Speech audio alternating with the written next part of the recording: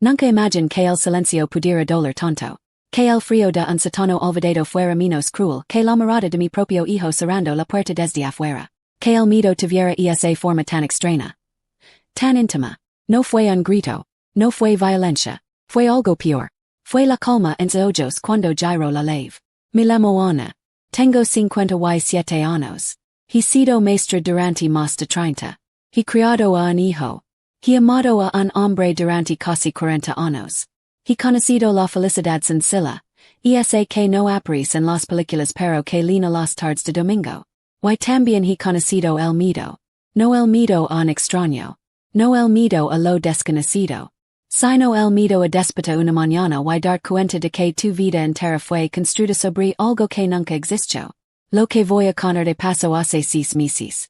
Todavía no duermo bien. Todavía me despierto buscando la lave del sótano en mi mente. Como se pudiera cambiar lo que pasó. Pero no puedo. Y tal vez sí mejor así. Porque lo que descubrí en esa oscuridad no fue solo la verdad sobre mi hijo. Fue la verdad sobre mí misma de mi esposo alma Javier. Es un hombre tranquilo. Reservado. De esos que prefieren arreglar cosas con las manos antes que hablar demasiado. Durante años pensé que eso era fortaleza. Pensé que su silencio era sabiduría. Nos conocimos cuando yo tenía 19 años. Él trabajaba en la ferretería de su padre. Yo acababa de entrar a la universidad. Nos casamos 3 años después, en una ceremonia pequeña, con amigos cercanos y flores del jardín de mi madre. Nuestro hijo Mateo nació 2 años después del matrimonio. Fue un bebé tranquilo, casi demasiado tranquilo. No lloraba mucho, no exigía atención. A veces me preocupaba que algo estuviera mal, pero los médicos dicen que todo estaba bien. Y es un niño observador, me dicen. Y tenían razón. Mateo observaba todo. Mateo creció siendo un niño educado, inteligente, reservado como su padre. Sacaba buenas califications. Nunca dio problemas en la escuela. Nunca se metió en pelis. Nunca nos levantó la voz. Pero tampoco jugaba mucho con otros niños. Recuerdo una vez, cuando tenía 8 años, una madre me preguntó en la salida de la escuela: ¿Mateo tiene amigos? Me sorprendió la pregunta. Claro, respondí. ¿Tiene compañeros? Ella sonrió, pero fue una sonrisa incómoda. Y es que mi hijo dice que Mateo nunca habla con ellos. Que solo los mira. Mire. Le dije que Mateo era tímido. Pero esa noche, cuando lo acosté le pregunté: ¿Te gusta jugar con tus compañeros? Él me miró con esos ojos oscuros, tan parecidos a los de Javier. No mucho, mamá. Ellos no entienden. ¿Qué no entienden? Las cosas importantes. No supe qué responder. Lo vis en la frente y apagué la luz. Mateo siguió creciendo. Siguió siendo educado. Siguió sacando buenas califications. Siguió sin dar problemas. Pero algo cambió cuando llegó a los 20 años. Comenzó a hablar más. Opinar más. Cuestionar más. Al principio me alegra. Pensé que finalmente estaba saliendo de su caparazón. Que estaba encontrando su voz. Pero sus opiniones siempre eran duras. Críticas hacia otros. Hacia vecinos. Hacia familiares. La tía Rosa es una hipócrita, decía en la mesa. Solo viene cuando necesita algo. El señor Gutiérrez es un inútil. Por eso su negocio fracasó. Javier lo defendía. Y es joven. Está aprendiendo a ver el mundo. Yo no estaba tan segura. Pero callé. Porque Mateo nunca fue grosero conmigo. Nunca me faltó al respeto directamente. Solo me ignoraba. Como si yo fuera parte del mobiliario. Hace un año Mateo perdió su trabajo. Fue en una empresa de tecnología. Nunca nos dijo exactamente qué pasó. Solo que hubo un malentendido y que la gente no estaba a su nivel. Le ofrecimos apoyo. Le dijimos que podía quedarse en casa mientras buscaba algo nuevo. Lo aceptó. Pero no buscó nada. Se cuidaba en su cuarto. Salía solo para comer. A veces lo escuchaba hablando solo. Otras veces reía sin razón. Del tiempo, decía Javier. Está procesando. Puran misis. Mateo seguía sin buscar trabajo. Seguía encerrado. Seguía distante. Y entonces empezó a hacer preguntas extrañas. ¿Cuánto vale la cosa, papa? ¿Tienen seguro de vida? ¿Qué pasaría si usted si no estuvieran? Javier respondía con calma. Yo solo sentía un nudo en el estómago. Fue un martes por la tarde. Un día normal. Sin señales. Sin gritos. Javier estaba en el jardín arreglando la cerca. Yo estaba en la cocina preparando la cena. Mateo bajó las escaleras. Mamá, ¿puedes ayudarme con algo en el sótano? Tenemos un sótano viejo. Lo usamos para guardar cajas, herramientas, cosas que ya no usamos. Hace años que no vayamos juntos. ¿Qué necesitas? Pregunt. Hay una caja que no puedo alcanzar. Algo en su voz sonó. Plano. Pero no le di importancia. Lema Javier. Vamos los tres. El sótano olía a humedad. La luz era débil. Las escaleras crujían. Y entonces, Mateo subió rápido. Demasiado rápido. Escuchamos la puerta cerrarse. Escuchamos la llave girar. Y luego, silencio. Javier corrió a la puerta. Lo golpeó. Mateo. Mateo, abre la puerta. Nada. Yo me quedé paralizada al pie de las escaleras. Sentía el frío del concreto bajo mis pies. Sentía el aire denso. Sentía mi corazón golpeando tan fuerte que pensé que iba a salir. ¿Qué está pasando, susurró? Javier siguió golpeando. Mateo. Esto no es gracioso. Abra ahora. Pero no hubo respuesta. Solo silencio. Y entonces, pasos. Lentos. Alejandos. Paran minutos. Tal vez horas. No lo sé. El tiempo se volvió extraño en esa oscuridad. Javier dejó de golpear. Se sentó en las escaleras. Tenía la cabeza entre las manos. Yo no podía moverme. No podía pensar. Solo repetía una pregunta en mi mente. ¿Por qué? Y entonces, Javier se acercó a mí. Se inclinó. Su aliento era cálido contra mi oído. Y susurró algo. Algo que no esperaba. Algo que cambió todo. Ana. Hay algo que nunca te dije. Me quedé helada. No sobre él, continuó en voz baja. Sobre mí. Mis manos comenzaron a temblar. ¿Qué? ¿Qué quieres decir? Javier levantó la mirada. Y en la penumbra del sótano. Vi algo en esos ojos que nunca había visto antes. Fue entonces cuando mi esposo se inclinó hacia mí. Y susurró algo que nunca olvidar. Una. Yo sabía que esto iba a pasar. Las palabras de Javier flotaron en el aire frío del sótano como humo. No grité. No me moví. Solo lo miré. Esperando que dijera que era una broma. Que estaba en shock. Que el miedo lo estaba haciendo decaer locuras. Pero él no se retractó. Solo me sostuvo la mirada con esa calma terrible que siempre tuvo. ¿Qué dijiste, susurró? Javier cerró los ojos un momento. Respiró hondo. No de esta forma exacta. No sabía qué sería hoy. Pero sabía. Que algún día Mateo iba a hacer algo. Sentí que el suelo se movía bajo mis pies. ¿Hace cuánto lo sabes? Años. Javier se sentó en el último escalón. Yo me quedé de pie, apoyada contra la pared humida, tratando de procesar lo que acababa de oír. Cuando Mateo tenía 12 años, comenzó Javier con voz baja, encontré algo en su cuarto. ¿Qué cosa? Un cuaderno. Hizo una pausa larga. Estaba lleno de dibujos. No eran dibujos normales de niños. Eran diagramas. Planos de la casa. Anotaciones sobre horarios. Sobre nuestras rutinas. Sobre cuando estábamos solos cada uno. Mi estómago se contrajo. ¿Por qué nunca me dijiste nada? ¿Por qué quis creer que era solo curiosidad? Que era inteligencia mal canalizada. Lo confront. Él me dijo que solo estaba llegando a ser detective. Que había visto algo en la televisión. ¿Y lo Christ? Javier levantó la vista hacia mí. No. Pero quería creerlo. Hubo más cosas, continuó Javier. Cosas que tú no viste.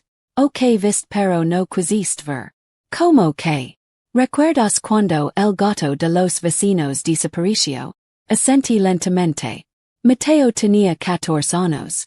Lo encontraron una semana después en el barranco detrás de la escuela. Los vecinos dijeron que había sido un coyote. Pero yo six las marcas.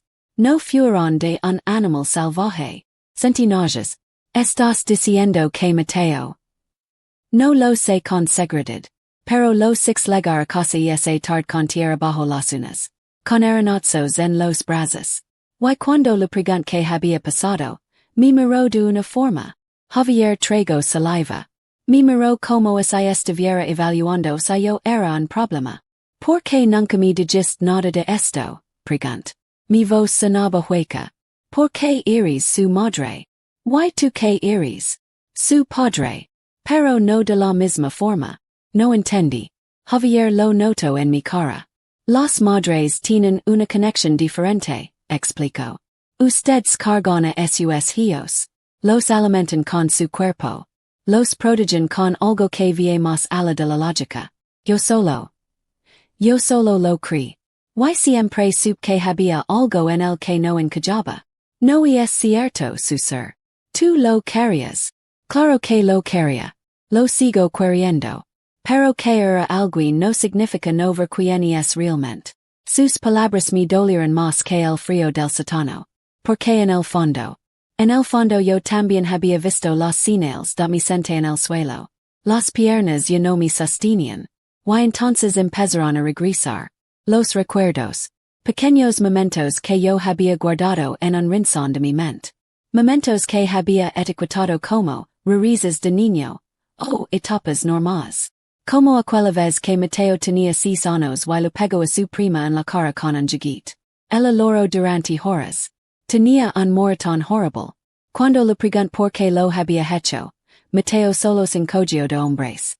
Quería ver si la roba diferentes a lo dolía más. Yo lo regañé. Lo castigo. Pero pensé que era solo falta de empatia infantil. Que con el tiempo lo superaría. ¿Recuerdas cuando Mateo dejó de ir a casa de mi hermana? Preguntó Javier. Claro que lo recordaba. Fue cuando Mateo tenía 16 años. De repente se negó a ir a las reuniones familiares en casa de mi cuñada. Dijo que su hijo era molesto, record. Esa no fue la verdadera razón, dijo Javier. Mi hermana me llamó.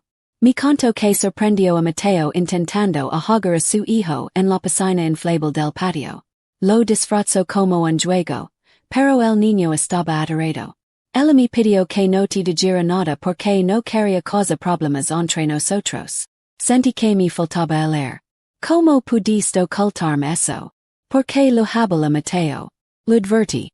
Y el promiso que nunca volvería a pasar. Y no volvió a pasar. Con ese niño. ¿Qué significa eso? Javier no respondió de inmediato. Pero no hacía falta. Yo ya sabía qué significaba. Cuando Mateo tenía 23 años, dijo lentamente. Desapareció durante 2 semanas. Dijo que se había ido a acampar con amigos. Javier asintió. No fue a acampar. ¿Dónde estuvo? En un hospital psiquiátrico. El mundo se detuvo. ¿Qué? Lo internó. En una clínica privada a 3 horas de aquí. Porque una noche lo encontré en el garage con un cuchillo. Estaba cortando fotos. Fotos tuyas. Mis manos comenzaron a temblar otra vez. No te estaba amenazando directamente, aclaró Javier. Pero estaba estudiando, haciendo anotaciones, escribiendo cosas como rutina de sueño. Y, punto más vulnerable. ¿Por qué?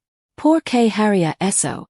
Los doctores dijeron que tiene un trastorno de personalidad, que carece de empatia real, que ve a las personas como objetos, como problemas que resolver o herramientas que usar. Me estás diciendo, susurró, que nuestro hijo es un sociópata. Javier no respondió de inmediato. Luego asintió despacio. Sí. ¿Y nunca pensaste en decírmelo? Todos los días. Pero cada vez que estaba a punto de hacerlo. Te veía con él. Veía cómo lo miraba. Cómo lo abrazabas. Cómo lo defendías cuando alguien hacía un comentario. ¿Y no pude quitarte eso? No era tu decisión quitarme nada, dije con más fuerza de lo que esperaba. Lo sé. Y lo siento. Pero Pens que si lo manejaba solo, si lo vigilaba de cerca, si mantenía el control, podríamos vivir con esto. Podríamos proteger root de saberlo. Protegerme. Sí. Javier. Estamos encerrados en un sótano por nuestro propio hijo. ¿De qué exactamente me protegiste? Antes de que Javier pudiera responder, escapamos algo. Riba. Lentos. Deliberados. Ambos nos quedamos inmóviles. Luego escuchamos la voz de Mateo. No estaba hablando con nosotros. Estaba hablando por teléfono. Sí, ya está hecho. No, están bien. Solo necesito tiempo para arreglar las cosas. Si tienen comida y agua. No, no voy a lastimarlos. Hizo una pausa. Son mis padres. No soy un monstruo. Mira Javier. Él me miró a mí. ¿Con quién está hablando, susurró? No lo sé. ¿Crees que planeo esto con alguien más? Javier frotó la cara con las manos. No lo sé, Ana. Yo no sé nada. Los pasos se alegran. Escuchamos una puerta cerrarse. Luego. Silencio otra vez. Tenemos que salir de aquí, dije. Lo sé. ¿Hay alguna forma? Javier miró alrededor del sótano. La única luz venía de una ventana pequeña. Alta, con barrotes. La puerta estaba cerrada con llave desde afuera. No había otra salida. Hey algo, dijo Javier finalmente. ¿Qué? Una llave de repuesto. Escondí hace años. Cuando Mateo era adolescente y empecé a preocuparme de verdad. Mi corazón saltó. ¿Dónde está? Javier señaló hacia el rincón más oscuro del sótano. Detrás de la caja de herramientas. Hay una grita en la pared. La envolví en plástico y la metí allí. Me levanté inmediato. Mis piernas temblaban pero logré moverme hacia el rincón. Javier me siguió con la linterna del teléfono. La caja de herramientas era pesada. La empujamos entre los dos. Y allí estaba. La grita. Metí la mano.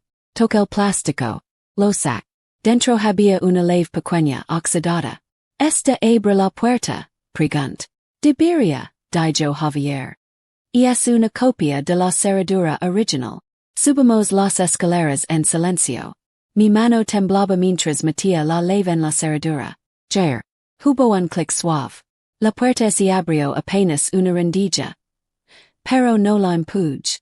Javier me detuvo. Espera. ¿Qué?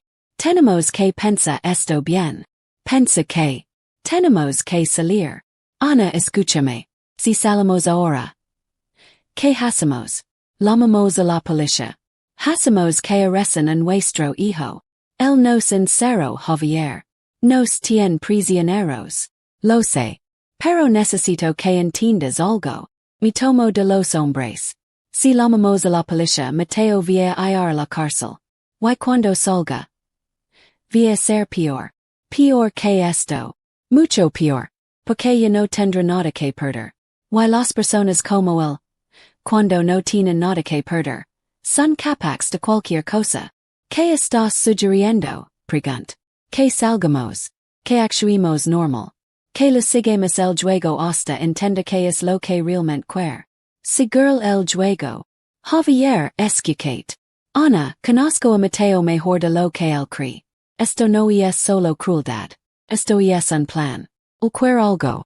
Y hasta que sepamos que es. No podemos actuar impulsivamente. Quería gritarlo.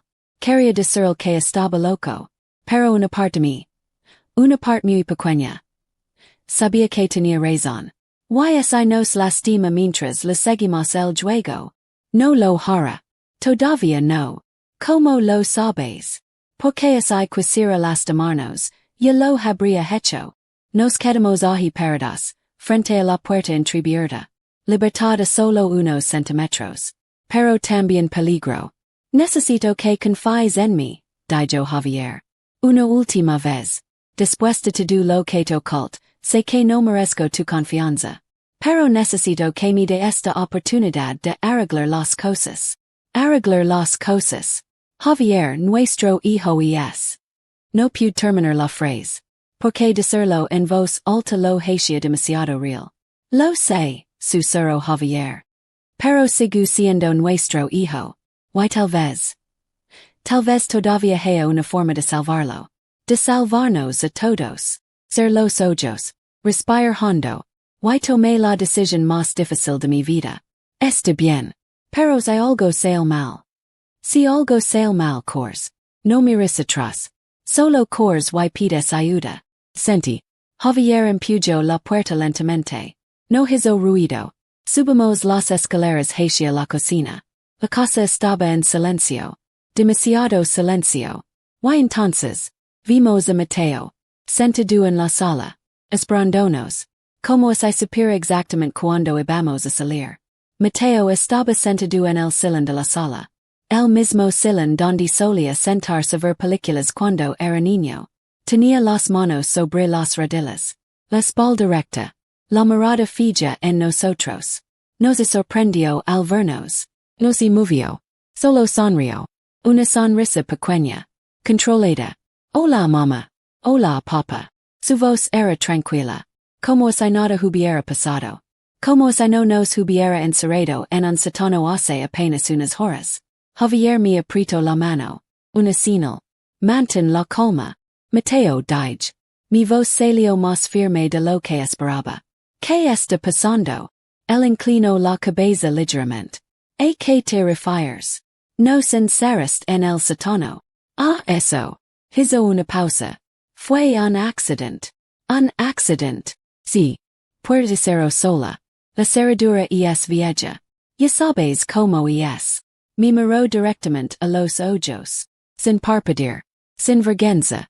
Mintiendo con la misma facilidad con la que respiraba. La cerradura no es era sola. Dijo Javier con voz controlada. Alguien tiene que girar la llave. Mateo's encogió de hombres. Debe haber sido el viento. O tal vez la puerta está más dañada de lo que pensaba. Mateo, dije intentando mantener la voz calmada. Te escapamos. Escapamos tus pasos. Escapamos cuando te alejaste. Sí, fui a mi cuarto. Necesitaba hacer una llamada. ¿Con quién hablabas? Con un amigo. ¿Qué amigo? No lo conocen. Javier dio un paso adelante. Mateo, esto no es un juego. Nunca dije que lo fuera. Entonces deja de mentir. La sonrisa de Mateo desapareció. Por un momento, algo en su rostro. Algo frío. Algo que me hizo caer retroceder. Pero entonces volvió la sonrisa. No estoy mintiendo, papá.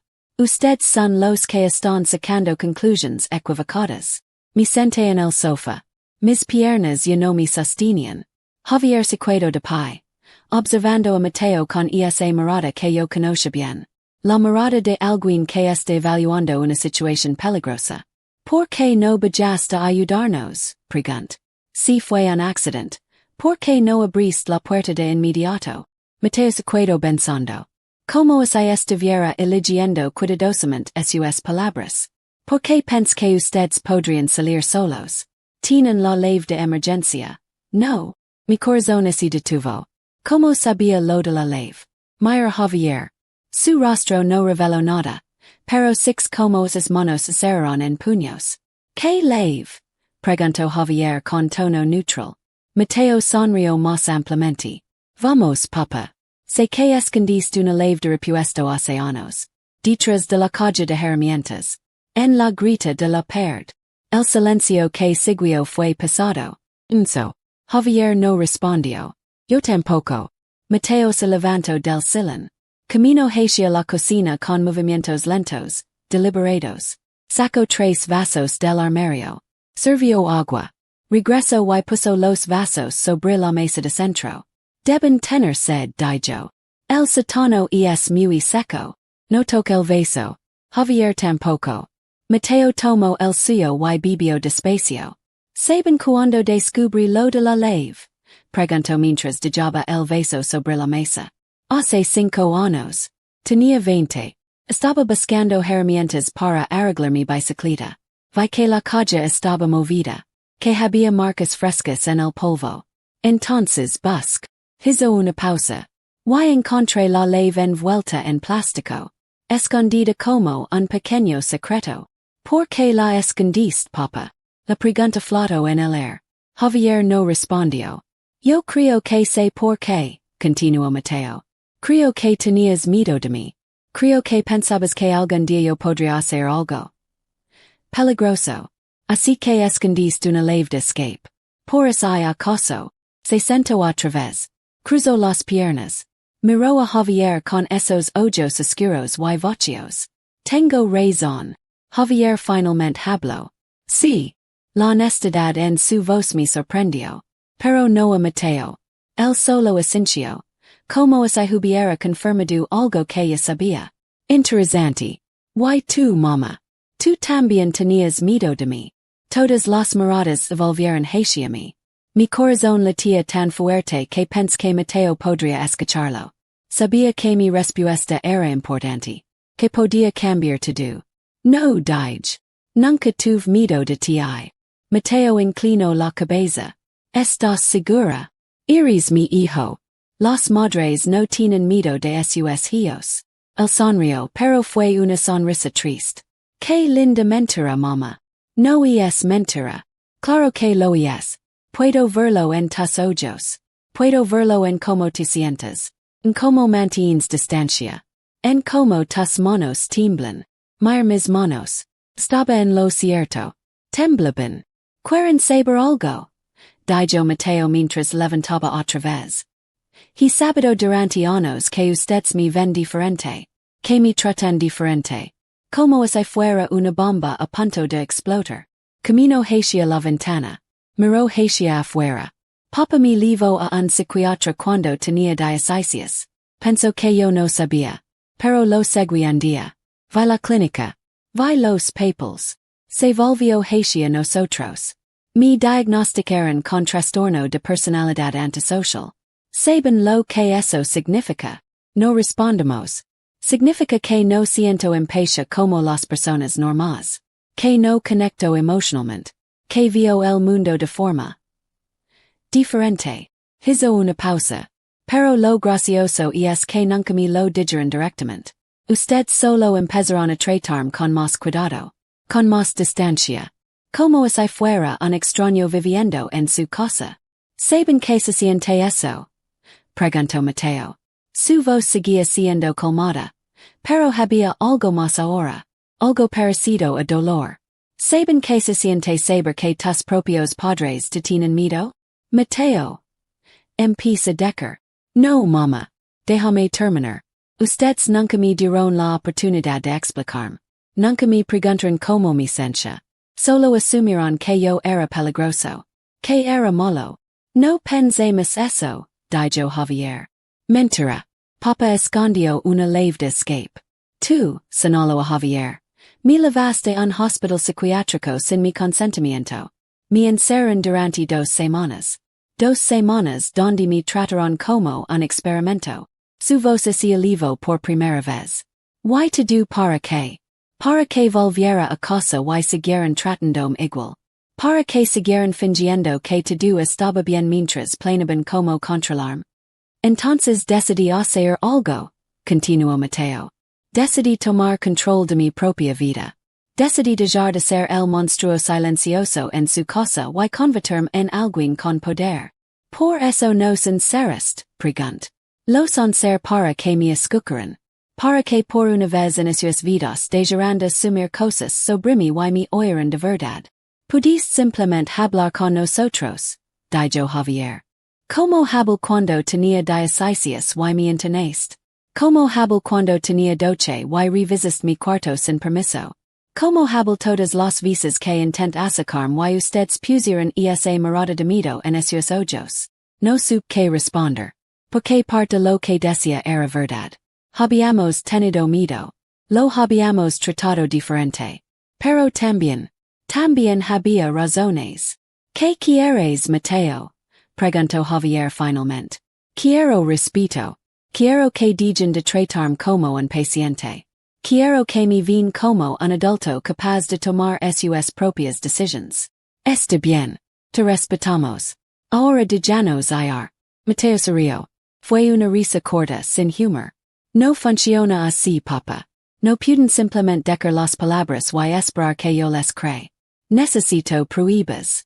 ¿Qué tipo de pruebas? Necesito que confíen en mí. Completamente.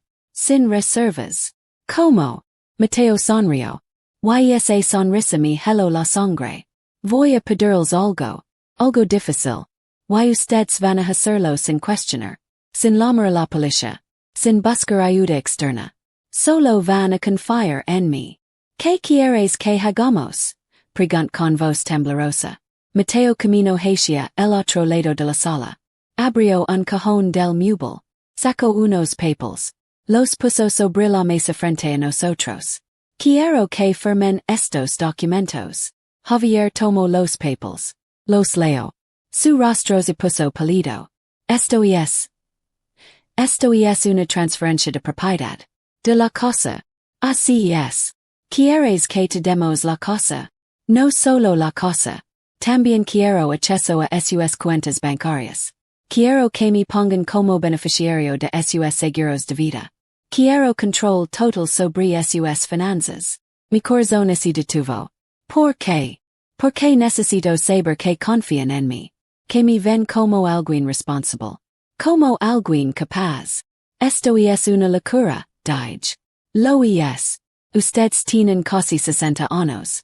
Van a necesitar que alguien maneje sus cosas eventualmente. ¿Por qué no yo? ¿Por qué no su único hijo? ¿Por qué nos acabas de encerrar en un sótano? Respondió Javier. Eso fue solo para llamar su atención. Para que me tomaran en serios. Mateo, esto no es normal. ¿Qué es normal, mamá? Esconder lives de tus propios hijos. Internarlos sin su consentimiento. Tratarlos como criminals desde que tienen 12 años. No pude responder. Porque no sabía qué decir. Tienen hasta mañana para decidir. Dijo Mateo mientras se dirigía hacia las escaleras. Pueden quedarse en su cuarto. Pueden usar sus teléfonos. Pero si llaman a alguien. Si intentan pedir ayuda. Se detuvo. Se volvió hacia nosotros. Las cosas van a ponerse mucho peor. Mateo subió las escaleras. Escuchamos su puerta cerrarse. Javier y yo nos quedamos en la sala. En silencio. Procesando lo que acababa de pasar. No podemos firmar esos papeles, susurró finalmente. Lo sé. Pero tampoco podemos llamar a la policía. Lo sé. Entonces, ¿qué hacemos? Javier tomó los documentos. Los leo otra vez con más cuidado. Hay algo extraño aquí, murmuró. ¿Qué? Estos documentos están mal hechos. Tienen errors legals. No serían válidos ante un juez. Frunció el seno. Entonces, ¿para qué quiere que los firmemos? No lo sé. Pero no se trata del dinero o de la casa. Esto es algo más. Nos movemos en nuestra habitación. Cerramos la puerta. Javier se sentó en la cama. Yo me fui junto a la ventana, mirando hacia la calle oscura. Creo que sé qué está pasando, dijo Javier en voz baja. ¿Qué? Mateo no quiere el dinero. Ni la casa. Quiere vernos rendidos. Quiere vernos firmar esos papeles sabiendo que son invalidos. Quiere la satisfacción de que nos doblegamos ante él. ¿Por qué? Porque esto no es sobre finanzas. Es sobre poder. Es sobre control. Es sobre demostrar que él tiene el control total sobre nosotros. Sentí un escalofrío. Si no firmamos. No lo sé. Pero tengo la sensación de que esto es solo el principio. No pude dormir esa noche. Me quedé despierta mirando el techo. Pensando en Mateo. En todas las señales que ignoro. En todas las veces que elegí ver lo que quería ver en lugar de lo que estaba realmente allí. Cerca de las 3 de la mañana escucho algo. Nel pasillo. Me levanto despacio. Camino hacia la puerta. La abrí apenas una rendija. Sixa Mateo. Parado frente a nuestra puerta. Solo observando. En la oscuridad. Como un fantasma. Cuando nuestras miradas se encontraron, él sonrió. Se alejó en silencio. Como si nada hubiera pasado. Pero algo había pasado. Porque en ese momento entendí algo terrible. Mateo no estaba llegando. Esto era real. Lo peor era que apenas estaba comenzando. Cuando salió el sol no sentí alivio. Solo cansancio. Un cansancio que iba más ala del cuerpo. Era el cansancio de saber que cada minuto en esa casa era un minuto más cerca de algo terrible. Javier tampoco había dormido. Lo supo por la forma en que miraba el techo. Por como su respiración nunca se volvió profunda y constante. Los 6 anoche su ser. Estaba parado frente a nuestra puerta. Javier se incorporó. ¿Qué hacía? Nada. Solo, observando. ¿Cuánto tiempo estuvo allí? No lo sé. Tal vez minutos. Tal vez horas. Javier frotó la cara con las manos. Esto es psicológico. Está jugando con nosotros. ¿Why así dejamos de jugar? No podemos. Porque no sabemos cuáles son las reglas reales. Bajamos las escaleras con cautela. Casa olía a café. Pan tostado. Algo casi normal. Mateo estaba en la cocina. Preparando el desayuno. Como es ahí fuera un día cualquiera. Como es ahí nada hubiera pasado. Buenos días, dijo sin voltear. ¿Hais café? ¿Y huevos? Sé que te gustan revueltos, mamá. Puso los platos sobre la mesa. 3 lugares perfectamente acomodados. Servilitas dobladas. Jugo de naranja recién exprimido. Todo perfecto. Demasiado perfecto. Sienten, dijo. No fue una petición. No sentemos. Mateo comenzó a comer. Tranquilamente. Masticando despacio. ¿Durmieron bien? Preguntó. Nadia respondió. Él sonrió. Yo dormí muy bien. Mejor de lo que he dormido en meses, de hecho. Tomo un sorbo de café. ¿Saben por qué? Porque finalmente siento que las cosas están cambiando. Que estamos llegando a algo real. Mateo, dijo Javier con voz controlada. Necesitamos hablar sobre lo de ayer. Claro. Tomaron una decisión. Esos documentos no son legales. Ambos lo sabemos. Mateo dejó su tender sobre el plato. Lentamente. Why? ¿Por qué quieres que firmemos algo que no tiene validez? ¿Por qué no se trata de la validez legal, papa? Se trata de la intención. Explicate, dije. Mateo se recostó en su silla. Esos papeles son un símbolo.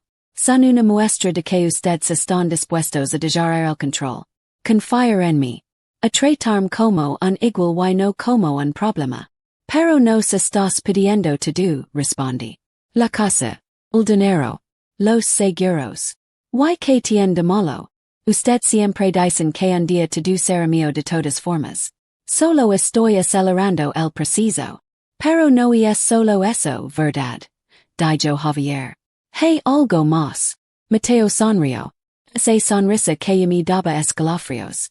Eres perceptivo, papa. Siempre lo has sido. ¿Qué más quieres? Quiero que admitan algo. ¿Qué? Quiero que admitan que siempre me vieron como un monstruo. Que nunca me dieron una oportunidad real de ser parte de esta familia. Que desde que era niño, ya habían decidido quién era yo. El silencio se instaló en la cocina. Cerdo. Sofocante. No es cierto, dije finalmente. Te quisimos. Te criamos. Te dimos todo. Todo.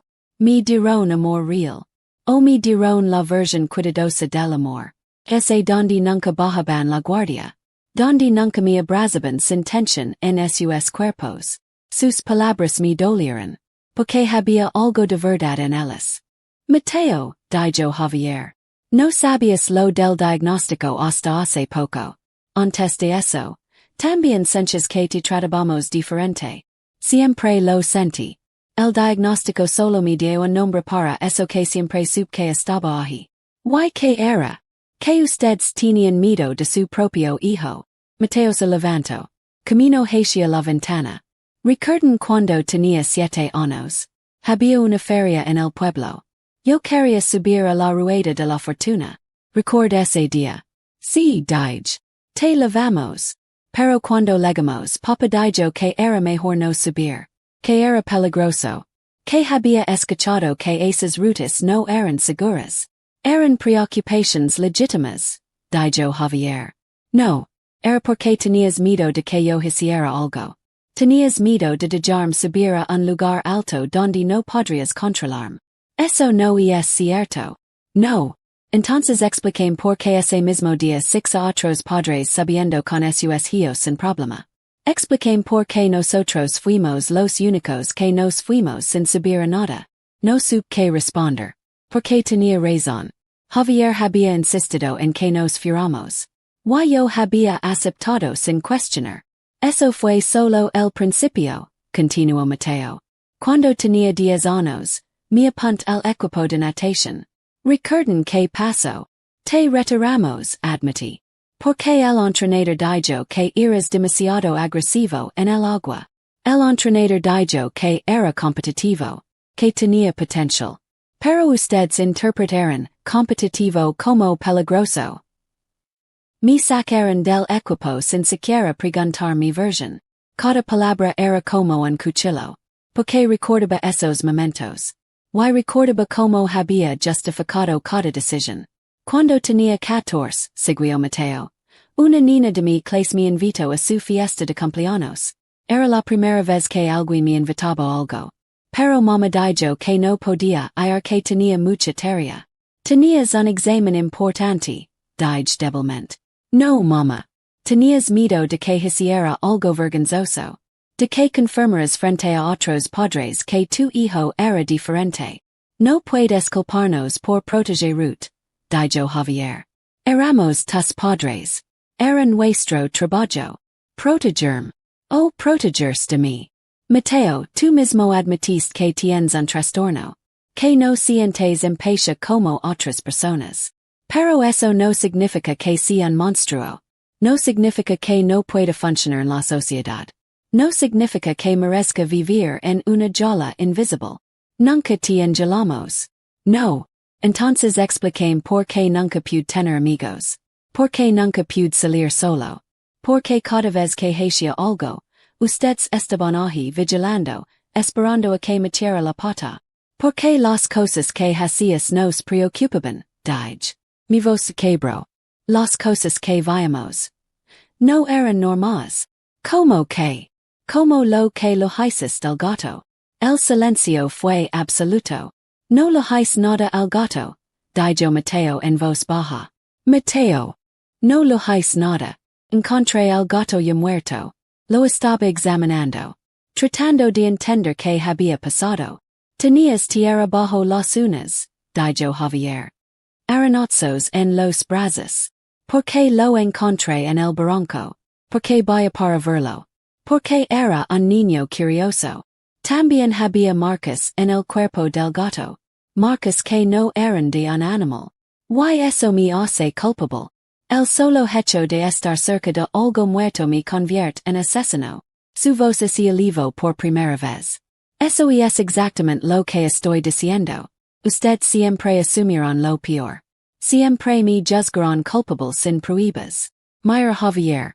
Vi duda en sus ojos. Por primera vez en todos estos años. Duda. Lo del hospital? Preguntó Javier. También invent lo de las fotos. No inventes las fotos. Pero malinterpretaste lo que estaba haciendo. Estabas cortándolas. Estabas haciendo anotaciones sobre las rutinas de tu madre. Porque estaba preparando un regalo. Era su cumpleaños. Estaba haciendo un álbum. Estaba anotando sus rutinas para poder sorprenderla. Para poder planear algo especial sin que se diera cuenta. Mi cuid jalada. Porque mi cumpleaños había sido 2 semanas después de que Javier lo internara. Nunca recibí ningún regalo de Mateo ese año. ¿Dónde está el álbum entonces? Preguntó Javier. Lo tire. Cuando me sacaste de casa. Cuando me metiste en ese hospital. Cuando me trataron como un experimento.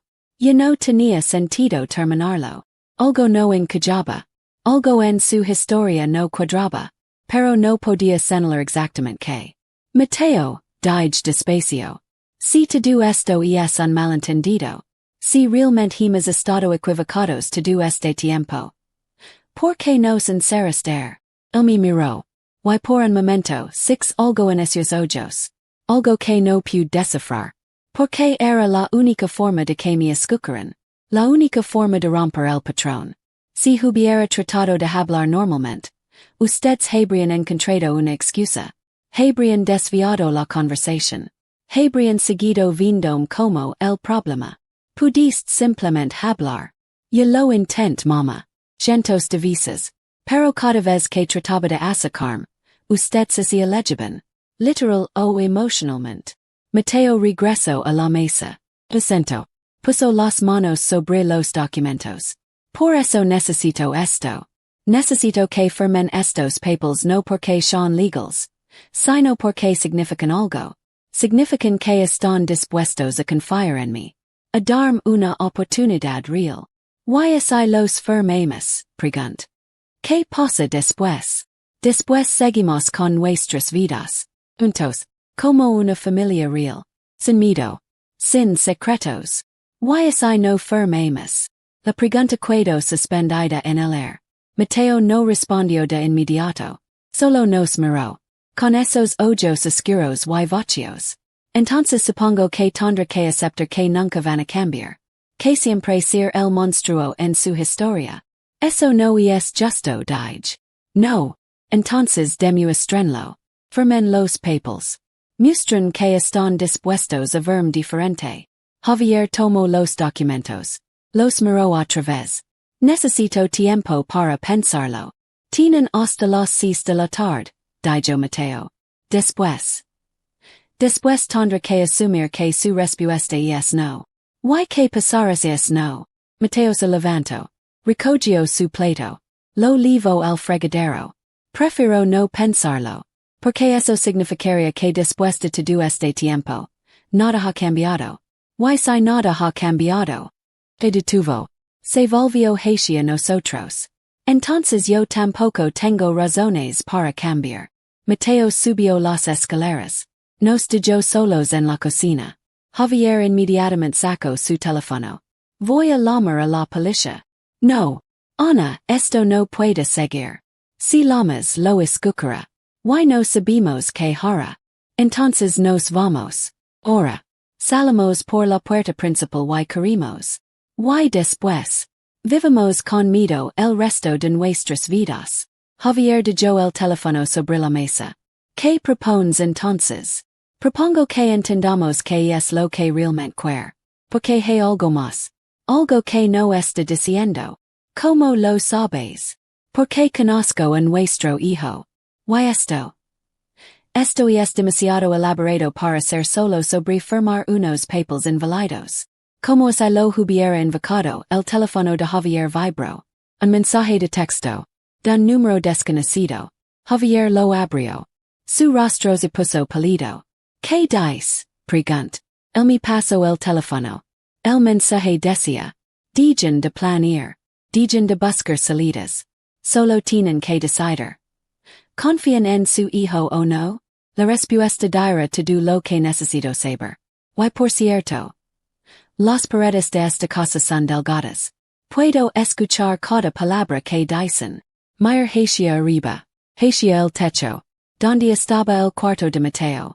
Y sentí que el aire se me escapaba de los pulmones. Porque se podía escucharnos. Si había estado escuchando todo este tiempo.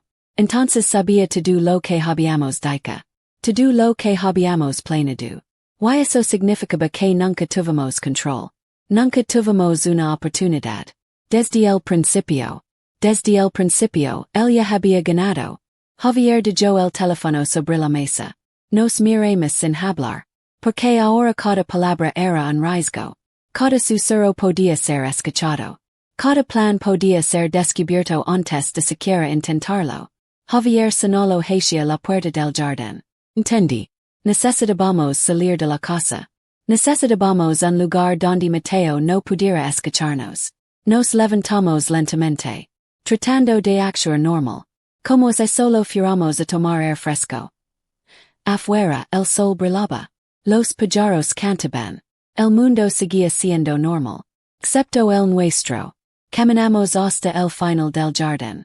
Lejos de la casa. Lejos de las ventanas. Javier habló en voz muy baja. No podemos quedarnos aquí. Lo sé. Pero tampoco podemos irnos sin más. Ahora sabemos que está vigilando todo. ¿Crees que tenga cámaras? No lo sé.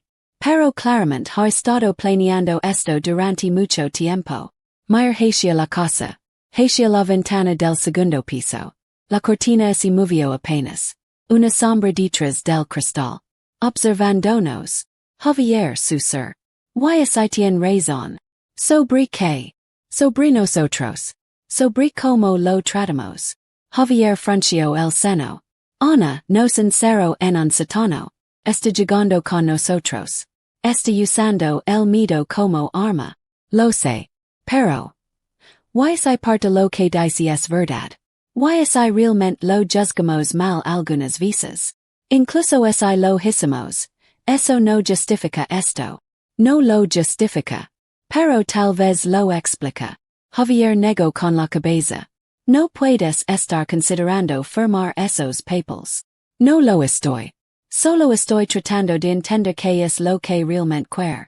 Creo que vernos quebrados. Dijo Javier. Que firmemos esos papeles sabiendo que no valen nada legalmente. La satisfacción psicológica de habernos doblegado.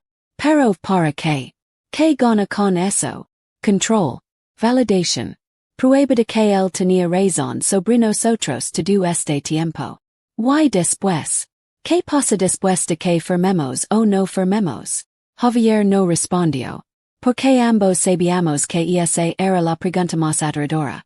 ¿Qué venía después? Hey, algo que no estamos viendo, dije finalmente. Algo más grande. Esto no puede ser solo sobre unos papeles y una confesión. ¿Qué propones? Propongo que firmemos. Javier me miró como si hubiera perdido la razón. Échame, continue. Si firmemos los papeles le damos lo que quiere. Al menos lo que dice que quiere. Y tal vez entonces vaya la guardia. Tal vez entonces podemos ver que es lo que realmente está planeando. O tal vez firmemos y las cosas empiran. Pueden empirar más que esto. Estamos prisioneros en nuestra propia casa, Javier. Nuestro hijo nos está vigilando. Está llegando con nosotros. Ya no tenemos control. Precisamente por eso no deberíamos dar más poder. No lo estamos dando poder real. Digiste que los documentos no son válidos. Son solo papel. Símbolos. Los símbolos tienen significado, Ana. Lo sé. Pero tal vez ese significado nos compare tiempo. Tiempo para entender. Tiempo para planear algo mejor. Javier caminó unos pasos. Se frotó la cara con las manos. No sé si esto es inteligente o una locura. Yo tampoco. Pero quedarnos paralizados definitivamente no funciona. Y si firmemos y él interpreta eso como luz verde para hacer algo peor. Y si no firmemos y eso lo empuja a hacer exactamente eso. Javier suspiró. Estamos atrapados en un juego donde él escribió todas las reglas. Entonces tal vez sea hora de cambiar el juego. ¿Cómo? Dando lo que quiere. Pero de una forma que nos dé ventaja. Javier me miró con curiosidad. Explicate. Vamos a firmar los papeles, dije. Pero antes vamos a hacer copias. Vamos a documentar todo. Vamos a escribir una declaración explicando que estamos firmando bajo coacción. Y vamos a esconderla. ¿Dónde? En algún lugar fuera de la casa. Con alguien de confianza. Mateo está vigilando todo. ¿Cómo vamos a hacer eso sin que se dé cuenta? No lo sé todavía. Pero tiene que haber una forma. Javier pensó un momento. Mi hermana. Podríamos enviar algo por correo. Y si Mateo revisa el correo. Entonces necesitamos ser más creativos. Caminamos de vuelta hacia la casa. Despacio. Como si solo hubiéramos estado disfrutando del jardín. Pero cuando entramos por la puerta trasera. Mateo estaba allí. Parado en la cocina. Esperándonos. ¿Dieron un buen paseo? Solo necesitamos aire fresco, dijo Javier. Claro. ¿Y llegaron a alguna conclusión? Todavía estamos pensando. El reloj sigue corriendo. Ya son las 11 de la mañana. Les quedan 7 horas. Mateo sacó su teléfono. Lo puso sobre la mesa. Con un cronómetro visible en la pantalla. 7 horas. 6 horas y 59 minutos. 6 horas y 58 minutos. Contando hacia atrás. Es necesario el cronometro. Pregunt. Es solo un recordatorio visual. Para ayudarles a concentrarse. Ya estamos concentrados, Mateo. Lo están. Porque me pareció que estaban postigando. Evitando la decisión real. Es una decisión importante. Lo sé. Por eso les di tiempo. Pero el tiempo no es infinito. Se sentó en una silla. Cruzó las piernas. Puedo preguntarles algo. Nadie respondió. ¿Qué es lo que más les asusta de firmar los papeles? Es perder el control. Es admitir que tal vez estaban equivocados. O es algo más. Nos asusta lo que viene después. Dije honestamente. ¿Por qué? Si firman significa que confían en mí. Y si confían en mí, no hay razón para tener miedo. Mateo, nos encerraste en un sótano. Nos estás presionando con un cronómetro. Esto no es confianza. Esto es miedo. ¿Y cuál es la diferencia? La pregunta me de yo sin palabras. La confianza y el miedo a veces desaparecen, continuó Mateo. Ambos te hacen actuar. Ambos te hacen decidir. La única diferencia es el origen de la emoción. No. La diferencia es que la confianza es una elección. El miedo es una imposición. Interesante distinción, mamá. Pero dime. Cuando tomaron todas esas decisiones sobre mí durante mi infancia? ¿Fueron elecciones basadas en confianza? ¿O fueron imposiciones basadas en miedo? No supe qué responder. Javier se sentó frente a Mateo. Está bien. Tienes razón en algo. Tomemos decisiones basadas en miedo. Vimos señales que nos preocuparon. Y reaccionamos tratando de protegernos. Y tal vez al hacerlo te hicimos daño. Mateo se inclinó hacia adelante. Continúa. Pero eso no significa que estuviéramos completamente equivocados. Algunas de las cosas que vimos. Algunas de las cosas que hiciste. No eran normales para un niño. Define normal. Mateo, ¿sabes a qué me refiero? No, papá. No lo sé. Porque lo que es normal para mí no es normal para ustedes. Y eso no me hace malo. Solo me hace diferente. Diferente está bien. Pero algunas diferencias requieren cuidado. Requieren atención. Requieren límites. Límites. Oh, jalas. Basta, dije. Mi voz salió más fuerte de lo que esperaba. Basta de juegos. Basta de filosofía. ¿Qué es lo que realmente quieres, Mateo?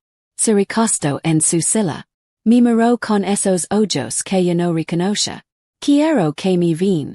Te vimos. No. Me ven como un diagnóstico. Como un problema. Como algo que manjar. Quiero que me ven como una persona. Eres nuestra persona. Eres nuestro hijo. Lo soy. Oh, soy el hijo que desearían haber tenido. El hijo normal. El hijo que no les da miedo. Sus palabras cortaron profundo. Porque había algo de verdad en ellas. Algo que no quería admitir. En ni siquiera a mí misma. Está bien, susur. Tienes razón. A veces te mirabamos y decíamos que fueras diferente. Más fácil. Más parecido a otros niños. Mateo no dijo nada. Solo espero. Pero eso no significa que no te quisiéramos. Solo significa que estábamos asustados. Asustados de no saber cómo ayudarte. Asustados de fracasar como padres. ¿Y cuál fue la solución? Tratarme como un problema sin resolver. No teníamos un manual, Mateo. No sabíamos qué hacer. Podían haberme preguntado. Podían haber hablado conmigo como si fuera un ser humano capaz de entender. Lo intentamos. No lo suficiente. Javier se levantó. Camino hacia la ventana. Luego se volvió hacia Mateo. Firmaremos los papeles. Sentí que mi corazón se detenía. Mateo levantó las cejas. ¿En serios? Sí. Pero con una condición. No estás en posición de poner conditions, papá. Esto no es negociable. Si vamos a hacer esto, necesitamos entender qué pasa después. Necesitamos saber que firmar esos papeles no es solo el principio de algo peor. Mateo pensó un momento. Está bien. Les dire qué pasa después. Te escuchamos. Después de que fermen vamos a vivir juntos. Como familia. Pero bajo nuevas reglas. ¿Qué reglas? Mateo se levantó. Comenzó a caminar por la cocina mientras hablaba. Regla número 1. No más secretos. Si tienen preocupaciones sobre mí, me las dicen directamente. No más llamadas a espaldas mías. No más consultas con doctores sin mi conocimiento. Hizo una pausa. Regla número 2. Yo tomo mis propias decisiones. Sobre mi trabajo. Sobre mi vida social. Sobre todo. Ustedes pueden dar opinions, pero no pueden vetarlas. Eso es razonable. Dijo Javier cautelosamente. Regla número 3. Nos reunimos una vez por semana. Los tres. Para hablar. Para reconectar. Para construir lo que nunca tuvimos. ¿Y si aceptamos todo eso? Pregunt. Entonces ¿qué? Mateo sonrió. Entonces vivimos felices para siempre. No es ese el objetivo. Algo en su tono me heló la sangre. Porque sonaba demasiado simple. Demasiado perfecto. Demasiado falso. Hay algo más, verdad. Dijo Javier. Algo que no estás diciendo. Siempre tan desconfiado, papa. Dime que estoy equivocado. Mateo dijo de camina. Se quedó quieto frente a nosotros. No estás equivocado. Hay algo más. ¿Qué? Hay alguien que quiero que conozcan. El mundo se detuvo. ¿Quién? Pregunt. La persona con la que hablaba por teléfono la persona que me ayudó a planear todo esto. ¿Quién es? Mateo miró su reloj. Liga en 2 horas. A la 1 de la tarde. ¿Quién es Mateo? Él sonrió. Pero no respondió. ¿Es la policía? Preguntó Javier. Un doctor. Un abogado. Ninguno de esos. Es alguien especial. Alguien que entiende mi situación. Alguien que ha estado ayudándome a ver las cosas más claramente. ¿Desde cuándo? Desde hace 6 meses. Desde que perdí mi trabajo. 6 meses. El mismo tiempo que Mateo había estado encerrado en su cuarto. El mismo tiempo que habíamos notado cambios en él. ¿Quién es? Repetí. Es alguien como yo. Las palabras caen como piedras. ¿Qué significa eso? Significa que por primera vez en mi vida, encontré a alguien que me entiende. Que no me juzga. Que ve el mundo como yo lo veo. Es un terapeuta, verdad. Dijo Javier con esperanza. Encontraste alguien que te está ayudando. Mateo se rió. Una risa corta, sin humor. No es un terapeuta. Es un mentor. De cierta forma. Un mentor en qué. En cómo vivir auténticamente. Sin disculpas. Sin pretender ser algo que no soy. Sentí náuseas. Mateo. ¿Qué tipo de persona es tu mentor? El tipo de persona que ustedes nunca aprobarían. Por eso necesito que firmen los papeles primero. Para demostrar que están dispuestos a aceptarme tal como soy. Incluyendo mis elections. Esto es una locura, susurró. Lo es. Oh, finalmente estoy tomando control de mi vida. El cronómetro en el teléfono seguía contando. 5 horas y 40 y 3 minutos. 5 horas y 40 y 2 minutos. Si firmemos ahora, dijo Javier. ¿Podemos conocer a esta persona antes del límite de tiempo? Sí. De hecho, preferiría que firmaran antes de que llegue. Así ella puede ver que estamos empezando con buenas bases. Ella. Sí. Es una mujer. Una mujer extraordinaria. Mira Javier. Él me miró a mí. Y en ese momento silencioso, ambos entendemos lo mismo. Esto era más grande de lo que pensábamos. Mucho más grande. Y fuera lo que fuera que estaba por llegar. Teníamos menos de 2 horas para prepararnos. 2 horas para decidir si jugamos el juego de Mateo. Si arriesgábamos todo tratando de escapar. Pero mientras miraba el cronómetro seguir contando, me di cuenta de algo terrible. Y no se trataba de escape. Se trataba de supervivencia. Y ni siquiera sabíamos contra que estábamos luchando todavía. Firmemos los papeles a las 12:30. Con manos temblorosas. Con corazones acelerados. Con la sensación de estar cavando nuestra propia tumba. Mateo observó cada firma. Cada initial. Como se estuviera presenciando algo sagrado. Gracias. Dijo cuando terminamos. No saben lo que esto significa para mí. Pero su agradecimiento sonaba vacío. Mecánico. Como si estuviera leyendo líneas de un guión. Ahora, continuó. Necesito que se preparen para conocer a Isabel. Isabel. Mi mentora. Mi amiga. La persona que me ayudó a ver todo con claridad. Cuando ella dijo Mateo. Quiero que sean amables. Educados. Abiertos. ¿Por qué no lo seríamos? Preguntó Javier.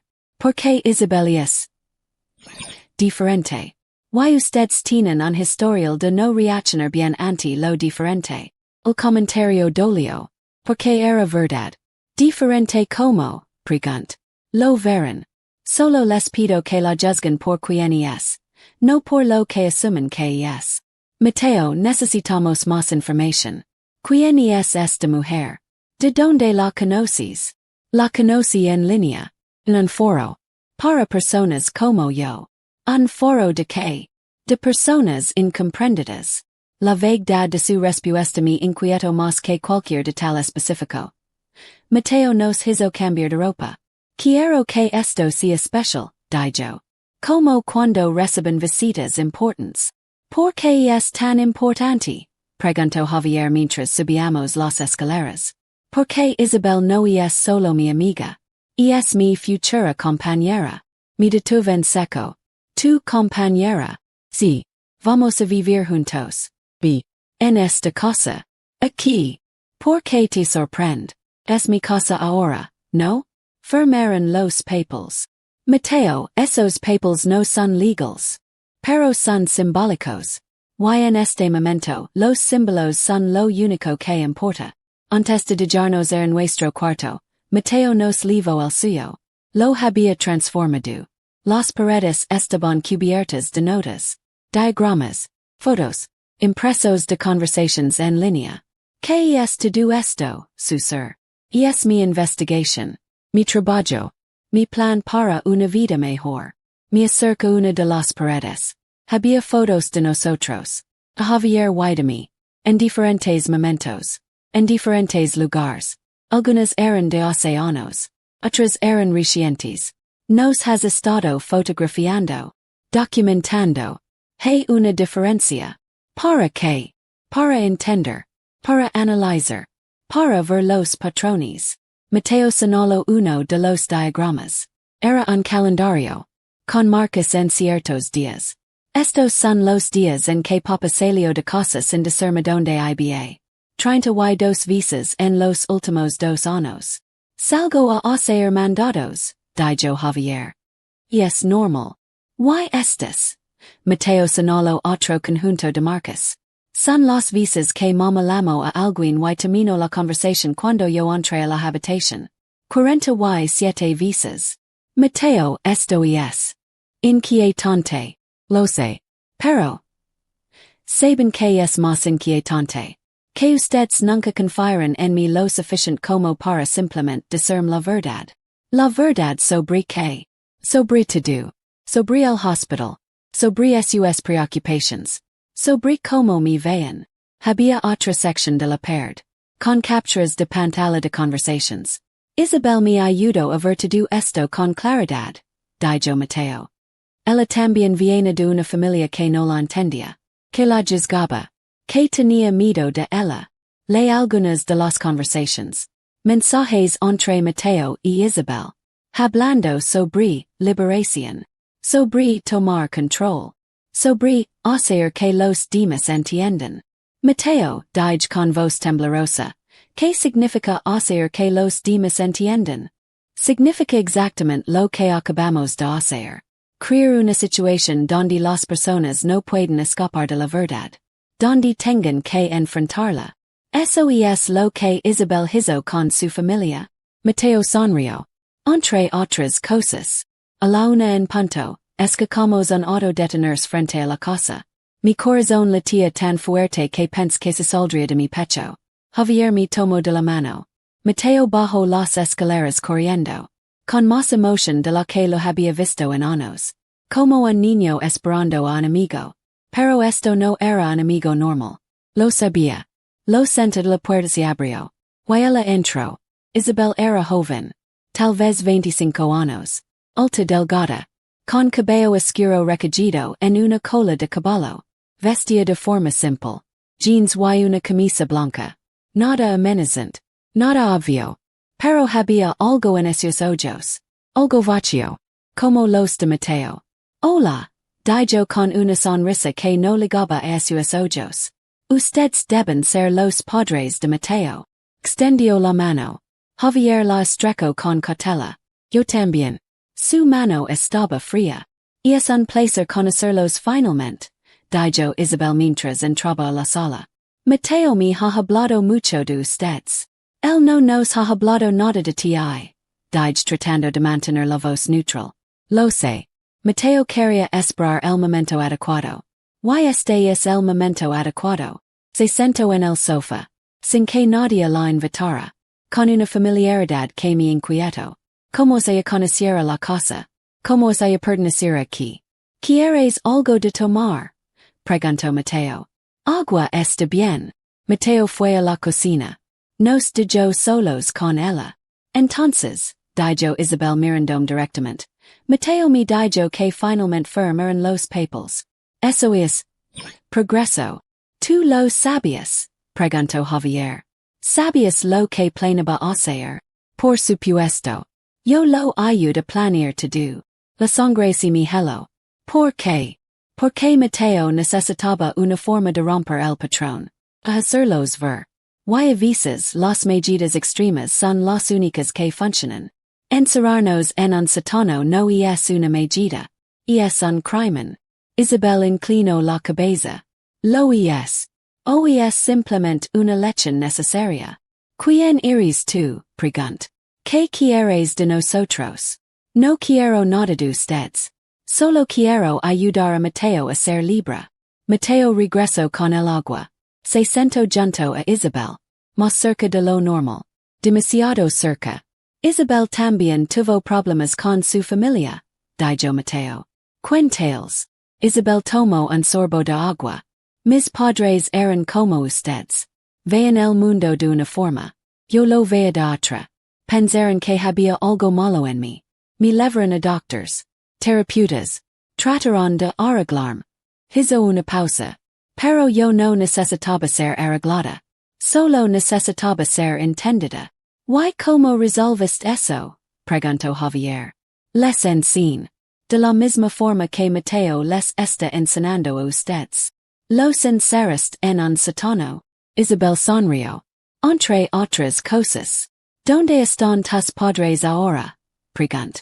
La sonrisa de Isabel se desvaneció. En un lugar mejor. Donde finalmente pueden reflexionar sobre sus errores. ¿Qué significa eso? Significa que aprendieron. La fuerza. Pero aprendieron. Algo en su tono me hizo correr. Pero estaba paralizada. Javier también lo sintió. Les dices dano. Dano es una palabra interesante. Es dano hacer entender a alguien la verdad. Es dano forzar a alguien a ver sus propias fallas. Respond la pregunta. Isabel se recostó en el sofá. Mis padres están vivos, eso es lo que preguntas. Pero ya no son los mismos. Y eso es algo bueno. Isabel viene a mudarse aquí, dijo Mateo. Con nosotros. ¿Qué? Dije. No.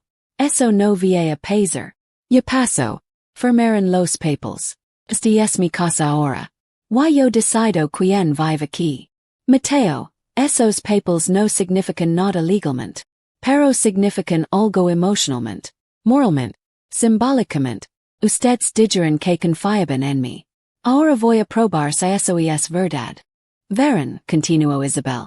Mateo y yo hemos planeado esto cuidadosamente. No hay evidencia de coacción. No hay evidencia de amenazas. Solo hay dos padres que firmaron documentos dando control a su hijo. Y un hijo que quiere que su pareja viva con él. Nadie va a creer que hicimos esto voluntariamente. No. Ustedes tienen un historial de preocuparse excesivamente por Mateo. De tratarlo diferente. Si van con la policía, van aparecer padres sobre protectores que no puden dejar el control. Tenía razón. Y lo sabía. Además, agregó Isabel, realmente quieren exponer a Mateo? Quieren que todos sepan sobre su diagnóstico. Sobre el hospital psiquiátrico. Sobre todas las cosas que trataron de mantener en secreto. Esto es chantage, dije. Esto es realidad, respondió Isabel. Ustedes creen esta situación. Durante años trataron a Mateo como un problema. Ahora él está tomando control.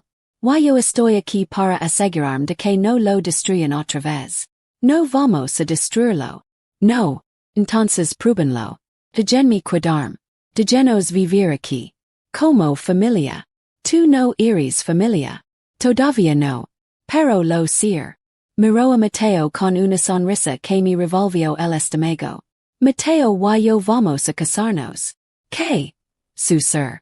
Es verdad, dijo Mateo. Isabel y yo vamos a casarnos.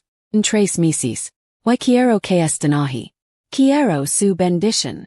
Mateo, apenas la conoces. La conozco mejor de lo que ustedes me conocen a mí. La conozco mejor de lo que se conocen entre ustedes. Esto es una locura.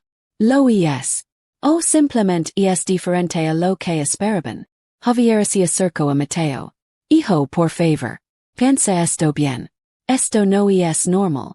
Normal. Isabel se rió. Esa palabra otra vez. Saben que es normal, Javier.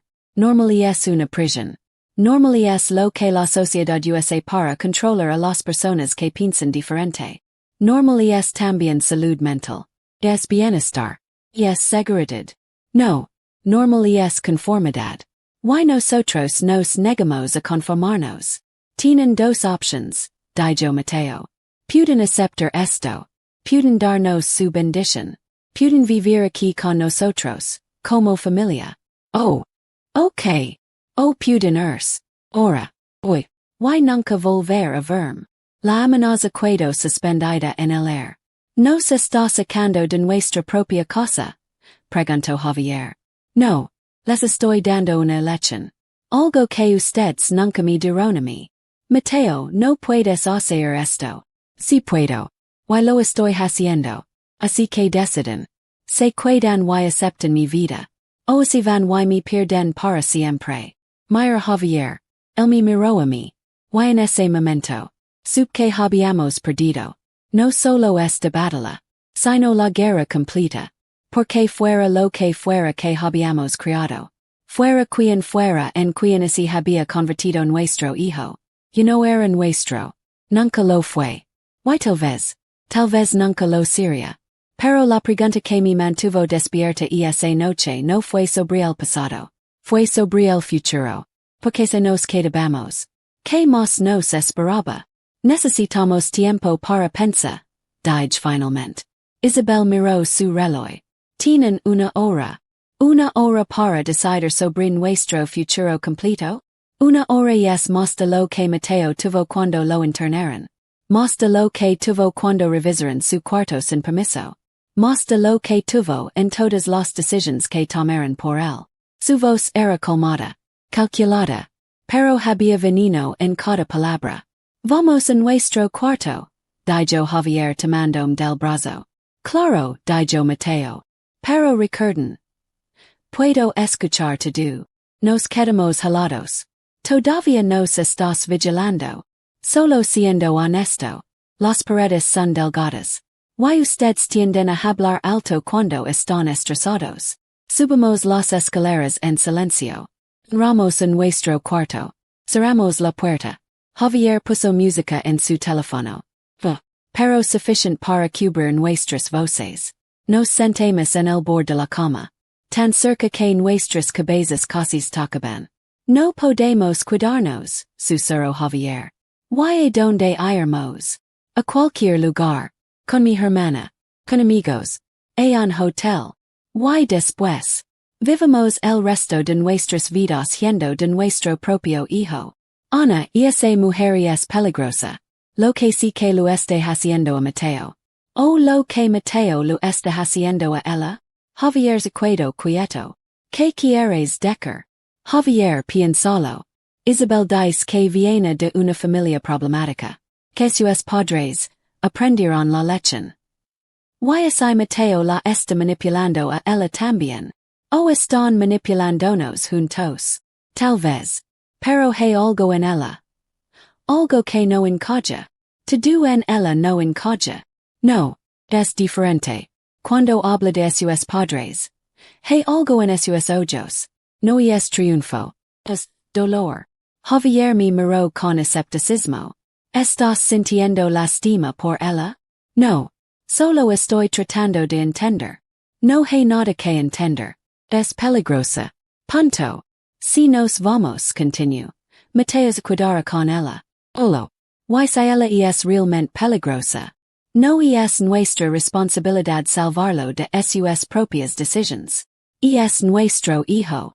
Es un adulto que nos encerró en un sótano. Lo sé. Pero. No pude terminar. Porque la verdad era complicada. Porque a pesar de todo. Pesar del miedo. Pesar de la traición. Seguía siendo mi hijo. Hay otra opción. Dijo Javier después de un largo silencio. Cool. Nos quedamos. Pero no realmente. Fingimos aceptar. Les seguimos el juego. Y mientras tanto buscamos ayuda. Real. Legal. ¿Cómo? Podemos contactar a un abogado. Explicar la situación. Ver si hay forma de invalidar esos papeles. De probar coacción. Mateo dijo que no hay evidencia. Pero hay testigos. Tu hermana sabe que algo estaba mal. Tus colegas. Nuestros amigos. Todos han notado cambios en Mateo. Eso no prueba coacción. No. Pero construye un caso. Y mientras tanto podemos documentar todo. Grabar conversations. Tomar fotos de su cuarto. De todos esos diagramas. Era arriesgado. Pero era algo. Y si nos descubren. Entonces queremos. Rápido. El cronómetro sonó. Una alarma desde abajo. Se acabó el tiempo. Escuchamos la voz de Mateo. Javier me miró. ¿Qué hacemos? Respire hondo. Nos quedamos. Pero a mi manera. ¿Qué significa eso? Ya verás. Bajamos las escaleras. Mateo y Isabel estaban esperando en la sala. Como jueces en un tribunal. ¿Y bien? Preguntó Isabel. Nos quedamos, dije. Pero con conditions. Mateo frunció el seno. No estás en posición de poner conditions. Si lo estoy. Porque si realmente quieres que esto funcione.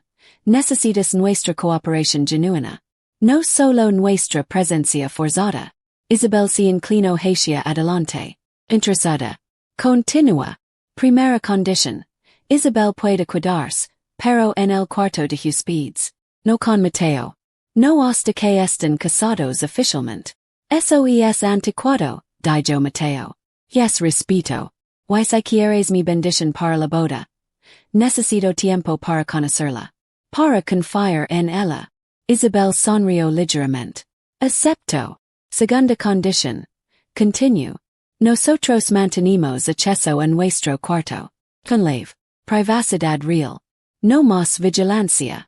Como sé que no van a planear algo. Porque estoy dando mi palabra. Y si mi palabra no significa nada para ti.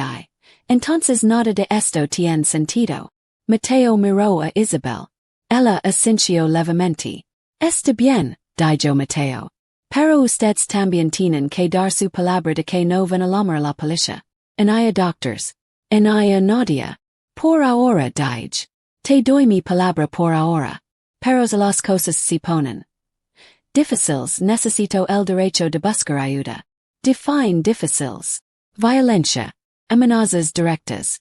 Peligro real. Mateo pensó un momento. Acepto. Y la última condición. Dije mirando directamente a Isabel. Quiero conocerte. Realmente. No quiero que seas una extraña viviendo en mi casa. Nuestra casa, corrigió Mateo. La casa donde vivimos todos, corregí. Si vamos a ser familia, necesitamos actuar como familia. Eso significa cenas juntos. Conversations. Conocernos. Isabel inclinó la cabeza. ¿Por qué? Porque Mateo dice que eres importante para él. Y si eres importante para él, Entonces iris importante para mí. Era mentira. Pero era una mentira convincente. Isabel pareció considerarlo.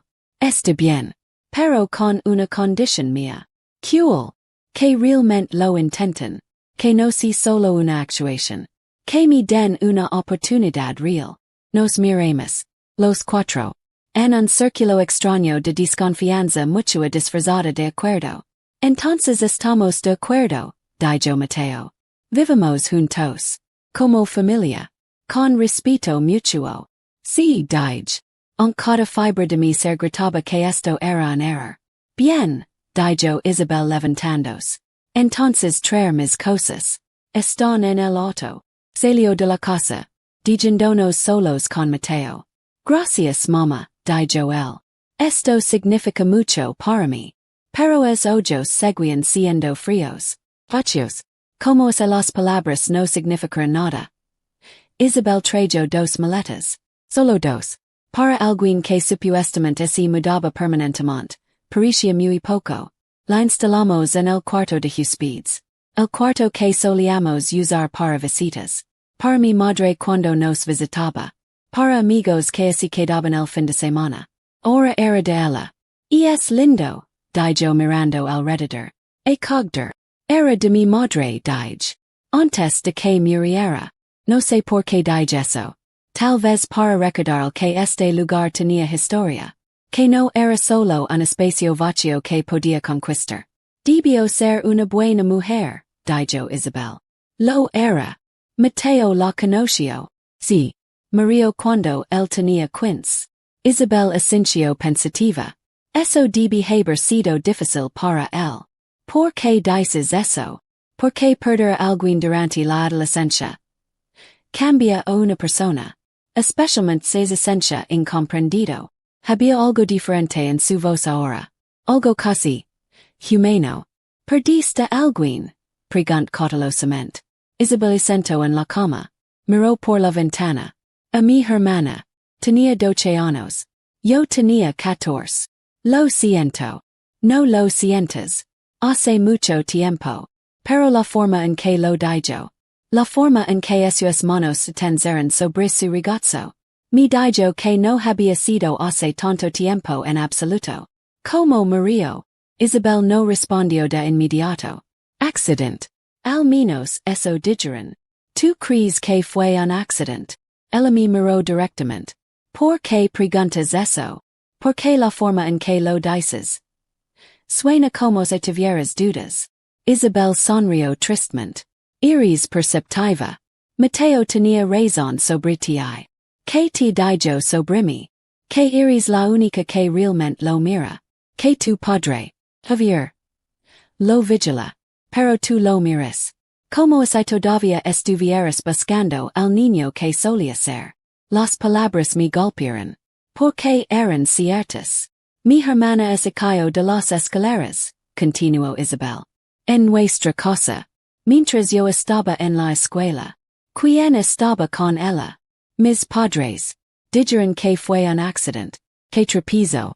Que cayó. Pero mi hermana era cuidadosa. Nunca corría en las escaleras. Nunca era descuidada. ¿Qué crees que pasó? Isabel se quedó en silencio largo tiempo. Creo que mis padres descubrieron algo. Algo sobre mí y mi hermana. ¿Qué cosa? Que éramos muy cercanas. Demasiado cercanas según ellos. Que yo era una mala influencia. Que estaba denándola. ¿Why la estabas denando? Isabel me miró con ojos brillantes. No de lágrimas, sino de algo más oscuro. No, la estaba protegiendo. De sus expectativas imposibles.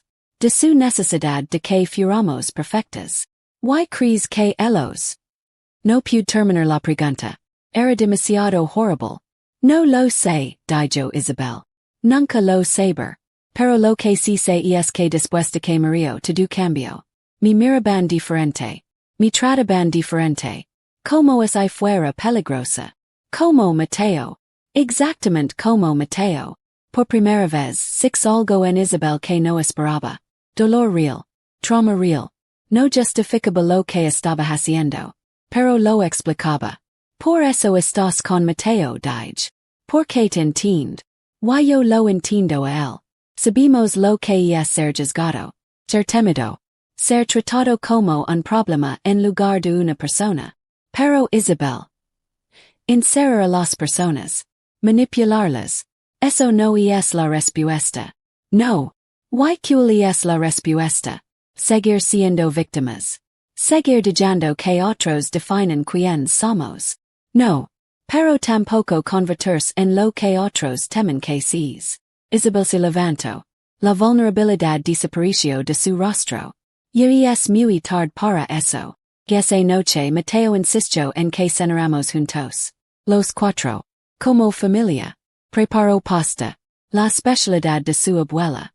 Mi madre solía hacerla para él cuando era niño. ¿Recuerdas cómo hacerla? Preguntó sorprendida. Recuerdo todo, mamá. Cada receta. Cada historia. Cada momento. Sirvió los platos. Nos sentamos. En un silencio incómodo. Deberíamos hacer un brindis. Dijo Isabel levantando su vaso de vino. ¿Por qué? Preguntó Javier. Por los nuevos comienzos. Por la familia. Por la comprensión. Levantamos nuestros vasos. Pero ninguno de nosotros bebió con alegría. Entonces Isabel. Dijo Javier tratando de sonar casual. ¿A qué te dedicas? Trabajo en línea. Diseño web. Puedo hacerlo desde cualquier lugar. Convenient. Sí. Me da libertad. Algo que siempre he valorado. ¿Y tu familia? ¿Saben dónde estás? Isabel sonrió fríamente. Mi familia y yo no hablamos. No desde hace años. ¿Por qué? Porque no pudimos llegar a un entendimiento. Como ustedes y Mateo casi no pudieron. La comparación dolió. Porque había algo de verdad en ella. Isabel Dige. Dijiste que tus padres aprendieron la lección. ¿Qué quisiste decir exactamente? Ella dijo su tender. Me miró directamente. Quis decir que finalmente entendieron que la forma en que me trataron estaba mal. Que tuvieron que enfrentar las consecuencias de sus acciones. ¿Qué consecuencias? Las mismas que Mateo está enseñándoles ustedes. El espejo. La reflexión forzada. El tener que ver realmente lo que han hecho. Y después de que aprendieron. ¿Qué pasó? Decidieron que era mejor vivir separados. Que era más saludable para todos. Tú decidiste o ellos decidieron. Isabel sonrió. Importa. Sí importa, dijo Javier. Porque estamos tratando de entender si esto es realmente sobre sanar. O sobre venganza. ¿No pueden ser ambas cosas? Preguntó Mateo. No, no pueden. La sanación requiere perdón. La venganza requiere castigo. ¿Y quién dice que el castigo no puede ser sanador? El sentido común. La empatía. La humanidad básica. Mateo dejó su plato sobre la mesa. Con más fuerza de lo necesaria. Humanidad. Esa palabra otra vez. ¿Cómo es ustedes fueron expertos en humanidad? ¿Cómo es no me hubieran tratado como menos que humano durante años? Mateo nunca pensemos. Si pensaron. Cada vez que revisaron mi cuarto. Cada vez que me llevaron a otro doctor. Cada vez que me miraron con miedo en sus ojos. Me levanto la mesa. No puedo hacer esto. ¿Hacer qué? Preguntó Isabel. Finger que esto es normal. Que esto es una cena familiar normal. Nadie dijo que sería normal. Dijimos que sería honesto. No hay nada honesto aquí. Solo hay manipulación. Y juegos. Y amenazas veladas. Ana. Dijo Javier con tono de advertencia. Pero no pude detenerme. Quieren honestidad. Que esta tengo miedo. Miedo de mi propio hijo. Miedo de ti, Isabel. Miedo de lo que van a hacer. Miedo de que esto termine en tragedia. El silencio fue absoluto. Mateo se levantó lentamente. Camino hacia mí. Por un momento pensé que había. No sé qué pensé. Pero en cambio. Hizo algo completamente inesperado. Me abrazó. Fuerte. Como no lo había hecho desde que era niño. Lo sé, mamá, susurró. Lo sé. Y siento que tengas miedo. Senti lágrimas en mis ojos. Lágrimas de confusion. Alivio. A terror. Porque no sabía si este abrazo era real. O si era parte del juego. Esa noche Javier y yo nos acostamos en nuestra cama. Con la puerta cerrada con llave. Con la música sonando bajito. ¿Qué fue eso? Susurró Javier. No lo sé. ¿Crees que fue genuino? No sé qué creería. Javier me abrazó. Vamos a salir de esto. De alguna forma. ¿Cómo puedes estar seguro? Porque tengo que estarlo. Porque la alternativa es impensable. Cerrar los ojos. Pero no pude dormir. Porque seguía sintiendo el abrazo de Mateo. Seguía sintiendo su aliento contra mi oído. Y las palabras que susurró tan bajo que casi no las escucho. Perdóname por lo que viene. Que venía. Que más podía venir. Y nos había cuidado nuestra casa. Nuestra seguridad. Nuestra paz. Que más cuidaba por perder.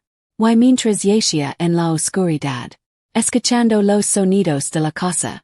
Me di cuenta de que había algo peor que el miedo. Era la anticipación. El saber que algo terrible estaba por pasar. Pero no saber qué. Ni cuándo. Ni cómo sobreviviríamos. Me desperté con el sonido de voces. Bajo. Mateo y Isabel hablando en la cocina. Mira el reloj. 6 de la mañana. Javier todavía dormía a mi lado. Me levanté despacio. Caminé la puerta. La abrí apenas una rendilla. Y escuch. ¿Estás segura de que van a cooperar? Preguntaba Mateo. No estoy segura de nada, respondía Isabel. Pero tu madre. Hay algo en ella. Algo genuino. Y es buena actuando. No, es diferente. Cuando hablo de tu abuela, cuando pregunto sobre mi hermana. No estaba actuando. No podemos bajar la guardia. No estoy diciendo que lo hagamos.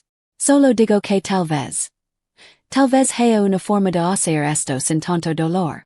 El dolor es necesario. Es parte de la lección. Sentí un escalofrío. Mateo. Dijo Isabel con voz más suave. Sé que estás enojado. Sé que te lastimaron. Pero esto. Esto puede salirse de control. Tú también estabas enojada. Tú también querías que tus padres pagaran. Y lo hice. Y ahora vivo con eso todos los días. Hubo un silencio. ¿Te arrepientes? Preguntó Mateo.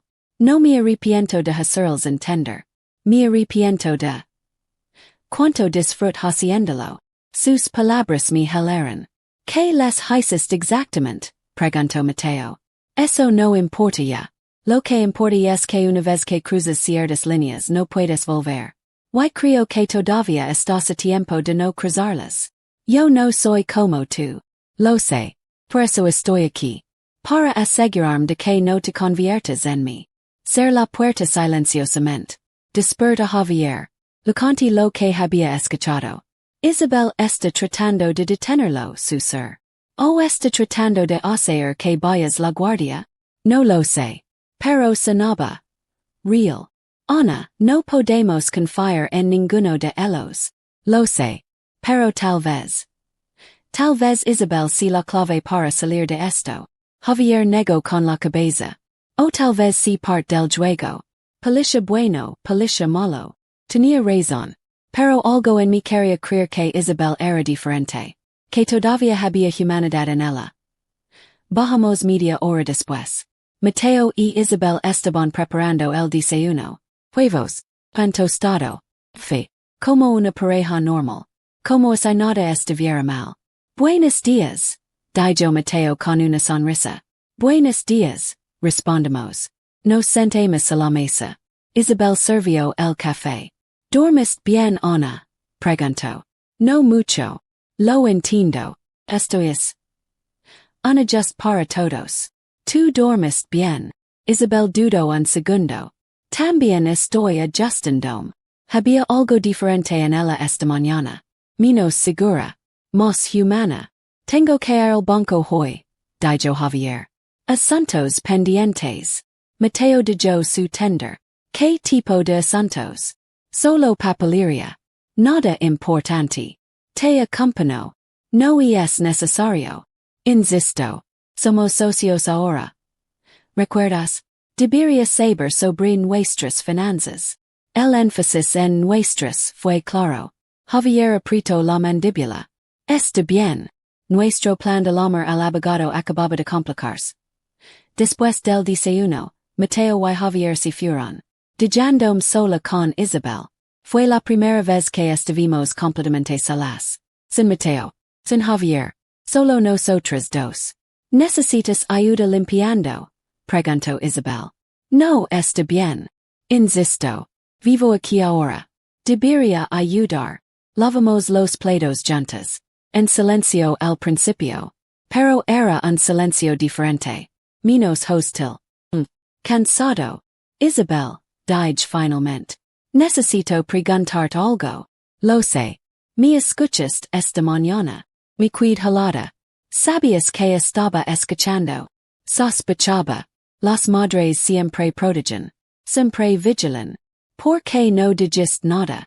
¿Por qué quería que escucharas? Quería que supieras que no soy. Lo que piensas que soy. Why que iris? Isabel dejó el plato que estaba lavando. Se volvió hacia mí. Soy alguien que cometió errores terribles. Alguien que lastimó a las personas que se suponía debía amar. Why ahora estoy tratando de evitar que Mateo haga lo mismo.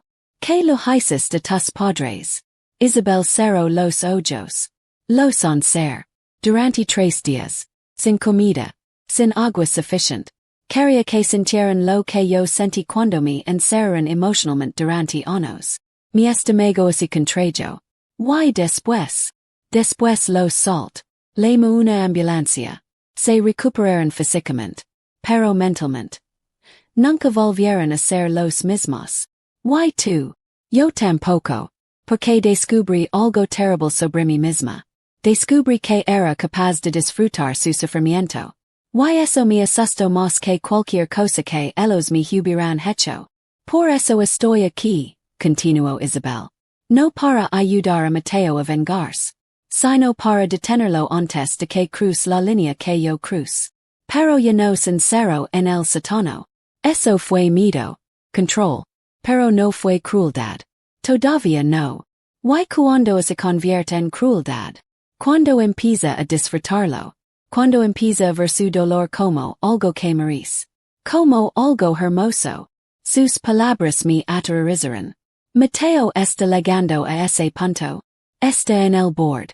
Why yo soy lo único que lo está deteniendo. ¿Por qué? ¿Por qué te importa? Isabel me miró con ojos llenos de lágrimas. Porque cuando lo miró, me vio a mí misma hace 5 años. Why sé cómo termina esa historia. Why no quiero que él viva con ese peso. ¿Qué propones? Pregunt.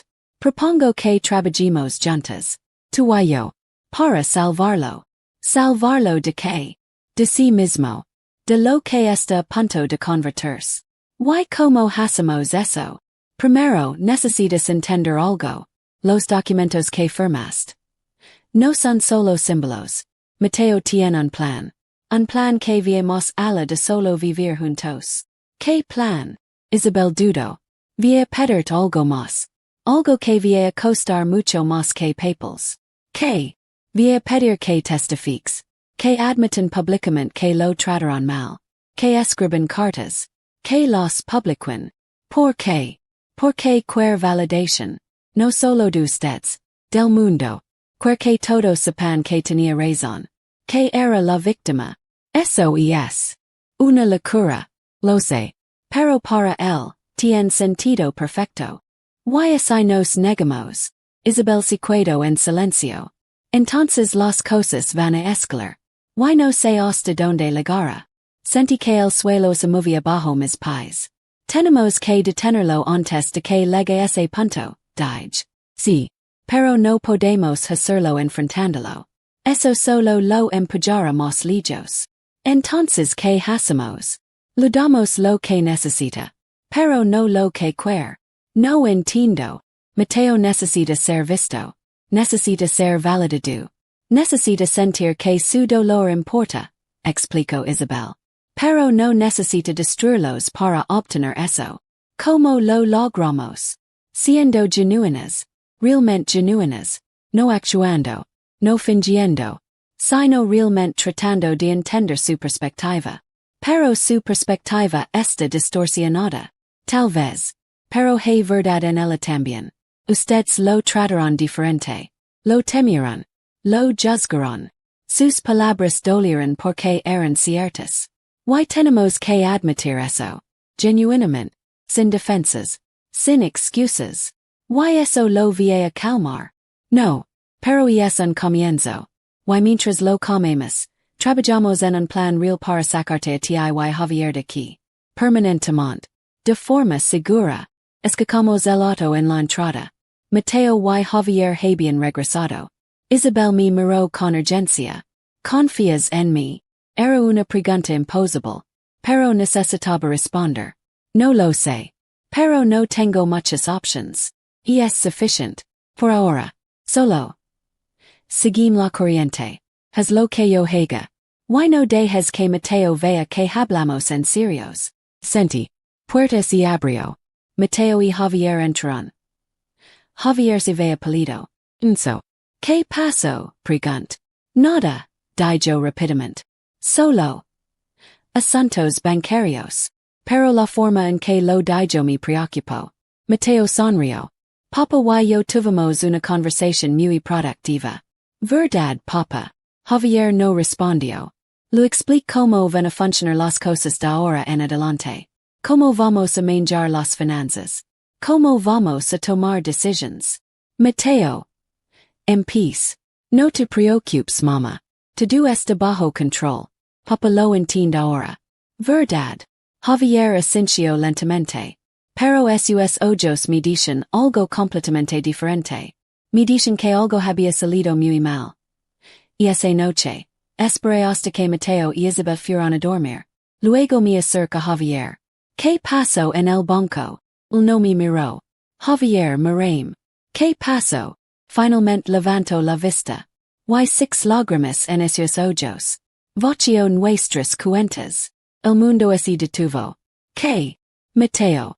Mientras yo firmaba papeles. Mientras el empleado del banco procesaba documentos. Usó mi teléfono. Accedió a nuestras cuentas en línea. Y transfirió todo a una cuenta nueva. A su nombre. ¿Cuánto? Todo. Los ahorros. Pension. Las inversions. 40 años de trabajo. Desaparecidos en minutos. Sentí que no podía respirar. ¿Cómo? ¿Cómo pudo hacer eso? ¿Por qué conocía mis contraseñas? ¿Por qué me había estado vigilando? Documentando. Aprendiendo. Tenemos que llamar al banco. Denunciarlo. Yo lo intent. Él me lo impidió. Me dijo que si hacía cualquier movimiento. Si intentaba revertir las transferencias, publicaría algo. Algo que destruiría todo. ¿Qué cosa? Javier sacó su teléfono. Me mostró un video. Un video de él. En el hospital psiquiátrico. Seanos. Hablando con un doctor. Diciendo cosas terribles sobre Mateo. Cosas que cualquier padre desesperado diría en privado. Pero que sonaban monstruosas fuera de contexto. ¿Cómo obtuvo esto? No lo sé. Pero lo tiene. Y amenazó con publicarlo. Con enviarlo a mi trabajo. Nuestros amigos. A la familia. Eso no es legal. Es extorsión. Lo sé. Pero eso no detiene el daño que causaría mi senté en la cama. Tratando de procesar. Tratando de encontrar una salida. Pero cada camino estaba bloqueado. Isabel me dijo algo hoy, susurró finalmente. ¿Qué? Que Mateo tiene un plan más grande. Que esto no es solo sobre dinero o control. Es sobre validación pública. ¿Qué significa eso? Significa que via podermos que admitamos públicamente que lo maltratamos. Que fuimos malos padres. Que escribamos cartas. Que las publiquemos. Javier cerró los ojos. No puedo hacer eso. Yo tampoco. Pero tal vez. Tal vez que. Tal vez Isabel esté diciendo la verdad. Tal vez realmente quiera ayudarnos. Si no. Entonces ya estamos perdidos de todas formas. Pero si hay una posibilidad. Ana, no podemos confiar en ella. No tenemos que confiar completamente. Solo necesitamos usarla. Como ella está usando a Mateo. Javier me miró con sorpresa. ¿Qué propones? Propongo que juguemos el juego de Mateo. Que le demos lo que quiere. La validación. Las admissions. To do. Pero de una forma que nos proteja. Que documente su comportamiento. Que construya nuestro caso. Como? Escribimos las cartas. Pero las escribimos de una forma muy específica. Con language que un juez o un psicólogo pueda ver como evidencia de coacción. Como que. Como bajo estas circunstancias difíciles o para mantener la paz familiar. O con la esperanza de reconciliación. Phrases que suenan cooperativas pero que técnicamente admiten prisión. Javier pensó un momento. Podría funcionar. Pero necesitaríamos ayuda legal para hacerlo bien. Isabel dijo que trabajaría con nosotros. Tal vez ella pueda ayudarnos a contactar a alguien sin que Mateo se dé cuenta. Es muy arriesgado. Todo es arriesgado ahora. Hubo un golpe suave en nuestra puerta. Nos quedamos helados. Ana. Javier. Era la voz de Isabel. Necesito hablar con ustedes. Javier y yo nos miremos. ¿Crees que escucho? Susurró. No lo sé. Abrimos la puerta. Isabel estaba en el pasillo. En pijama. Con los ojos rojos. Como si hubiera estado llorando. ¿Qué pasa? Preguntó. Mateo está dormido. Esta es nuestra oportunidad. Necesito decirles algo.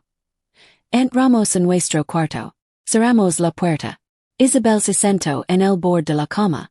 Se lo del dinero, dijo. ¿Cómo? Porque yo lo ayudo a planear cómo hacerlo. 6 semanas. Antes de venir aquí. La traición dolió. Incluso cuando ya sospechaba. Entonces todo lo que dijiste esta mañana. Era verdad. Todo era verdad. Pero también es verdad que lo ayudé. Y ahora me arrepiento. ¿Por qué deberíamos creerte? Isabel sacó su propio teléfono. Nos mostró mensajes. Entre ella y Mateo. Planeando cada paso. El sótano. Los documentos. Las transferencias bancarias. Todo estaba ahí. La mañana que cambió todo. A las 8:32 recibí el mensaje de Isabel. Solo 3 letras. Ok. No respondí nada. Guardé el teléfono y miré a Javier. Ella estaba vestido. Camisa sencilla, pantalón de siempre. Como si fuéramos a comprar pan y no intenta salvar lo que cuidaba de nosotros. Salimos sin hacer ruido. Mateo dormía aún. O fingía dormir. No lo sabíamos. No importaba. Bajamos las escaleras despacio. Como ladrones en nuestra propia casa. En el auto, Javier manejó en silencio. Yo iba mirando por la ventana. La ciudad despertaba. Gente corriendo al trabajo, perros paseando. Semáforos cambiando de color sin saber nada de lo que pasaba dentro de nosotros. Llegamos a la oficina del abogado. Un edificio gris discreto. En una calle que nadie recuerda. Isabel estaba ahí. Esperándonos en la acera. Con gafas oscuras aunque no había sol. No hubo abrazos. No hubo saludos largos. Solo un gesto con la cabeza y entramos los 3. El abogado se llamaba Rafael. Un hombre de unos 60 años. Ojos cansados pero atentos. Nos escuchó sin interrumpir. Cuando terminamos de hablar, yo, Javier y Isabel turnándonos como si hubiéramos ensayado. Quedo calado un rato. Luego dijo casi en voz baja. Esto es grave. Muy grave. Pero no imposible. Nos explicó lo que podíamos hacer. Paso a paso. Sin promesas grandes. Solo hechos. Primero. Presentar una denuncia por extorsión y hurto agravado. Segundo. Solicitar medidas cautelares para congelar la cuenta donde Mateo había transferido el dinero. Tercero. Pedir una orden de alejamiento temporal mientras se investigaba. Cuarto. Usar los mensajes que Isabel tenía como prueba principal. Y quinto, el más difícil. Preparar una contrademanda por daños psicológicos si Mateo seguía con su plan de las cartas públicas. Pero hay un riesgo, dijo Rafael. Si él publica ese video antes de que actuemos, el daño a su reputación será inmediato. y aunque ganan después, la mancha queda. Javier Asencio despacio. Lo sabemos. Entonces hay que moverse hoy. Esta misma tarde. Isabel habló por primera vez desde que entramos. Yo declarar. To do. Lo que hais. Lo que sé. Lo que planeamos. Rafael la miró fijo. Eso te pone en una posición complicada. Podrías terminar acusada también. Lo sé. Su voz no tembló. Pero prefiero pagar lo que toca seguir mirando para otro lado. Salimos de allí con un folder lleno de papeles. Formularios. Instructions. Un plan que no era perfecto pero que al menos existía. En el auto de regreso, Nadia habló mucho. Solo Javier, al detenernos en un semáforo dijo. Gracias, Isabel. Ella miró por la ventana. No me de las gracias todavía. Todavía no termino. Llegamos a casa pasadas las 2 de la tarde. Mateo estaba en la cocina, preparando café. Como se nada. Nos miró uno por uno. Primero a mí. Luego a Javier. Finalmente a Isabel. ¿Dónde estaban? Necesitábamos dijo. Mi voz salió más firme de lo que esperaba. El sonrió. Se sonrisa que antes me dolía y ahora solo me cansaba. Y decidieron salir los tres. Qué lindo. Isabel fue la que del paso adelante. Mateo se acabó. El de yo de sonreír. Que se acabó. Todo esto. Las amenazas. Las cartas. El dinero. Se acabó. Mateo miró el teléfono que tenía en la mano. Como calculando si apretar enviar o no. Javier habló entonces. Medu. Sin gritar. Sin roga. Hijo. Si publicas ese video vas a destruir lo poco que queda de esta familia. Incluyendo de ti. Porque después de eso no habrá vuelta atrás. Ni para nosotros. Ni para ti. Mateos quedó quieto. Por primera vez en mucho tiempo los six dudar. A verdad dudar. Isabel continuó. Ya hablo con un abogado. Ya hay denuncia en camino. Si aprietas enviar. Solo vas a acelerar lo que ya no puedes parar. El silencio fue tan pesado que parecía que la cosa respiraba con nosotros. Mateo miró el teléfono otra vez. Luego lo dejó sobre la mesa. No lo apagó. Solo lo dejó allí. No voy a pedir perdón, dijo. Su voz sonaba distinta. Más pequeña. No te lo estamos pidiendo, respondió. De la vuelta. Subió las escaleras. Cerró la puerta de su cuarto. No con fuerza. Solo cerró. Esa noche no cenamos juntos. Cada uno en un rincón. Pero por primera vez en meses, la casa no se siente como una trampa. Javier y yo nos sentamos en el patio cuando ya era oscuro. Sin luces. Solo la luna. Él me tomó la mano. Igual que la noche anterior. ¿Crees que algún día lo recuperaremos todo? Preguntó. No lo sé, dije. El dinero tal vez nunca. Pero lo otro, lo que éramos antes. Eso sí podemos reconstruirlo. Poco a poco. Le aprieto mi mano. No dijo nada más. Yo tampoco. Pero en ese silencio entendí algo definitivo. Que la paz no liga cuando todo se arregla. Liga cuando decides que ya no vas a dejar que el dolor te defina. Que todavía podíamos elegir cómo terminar esta historia.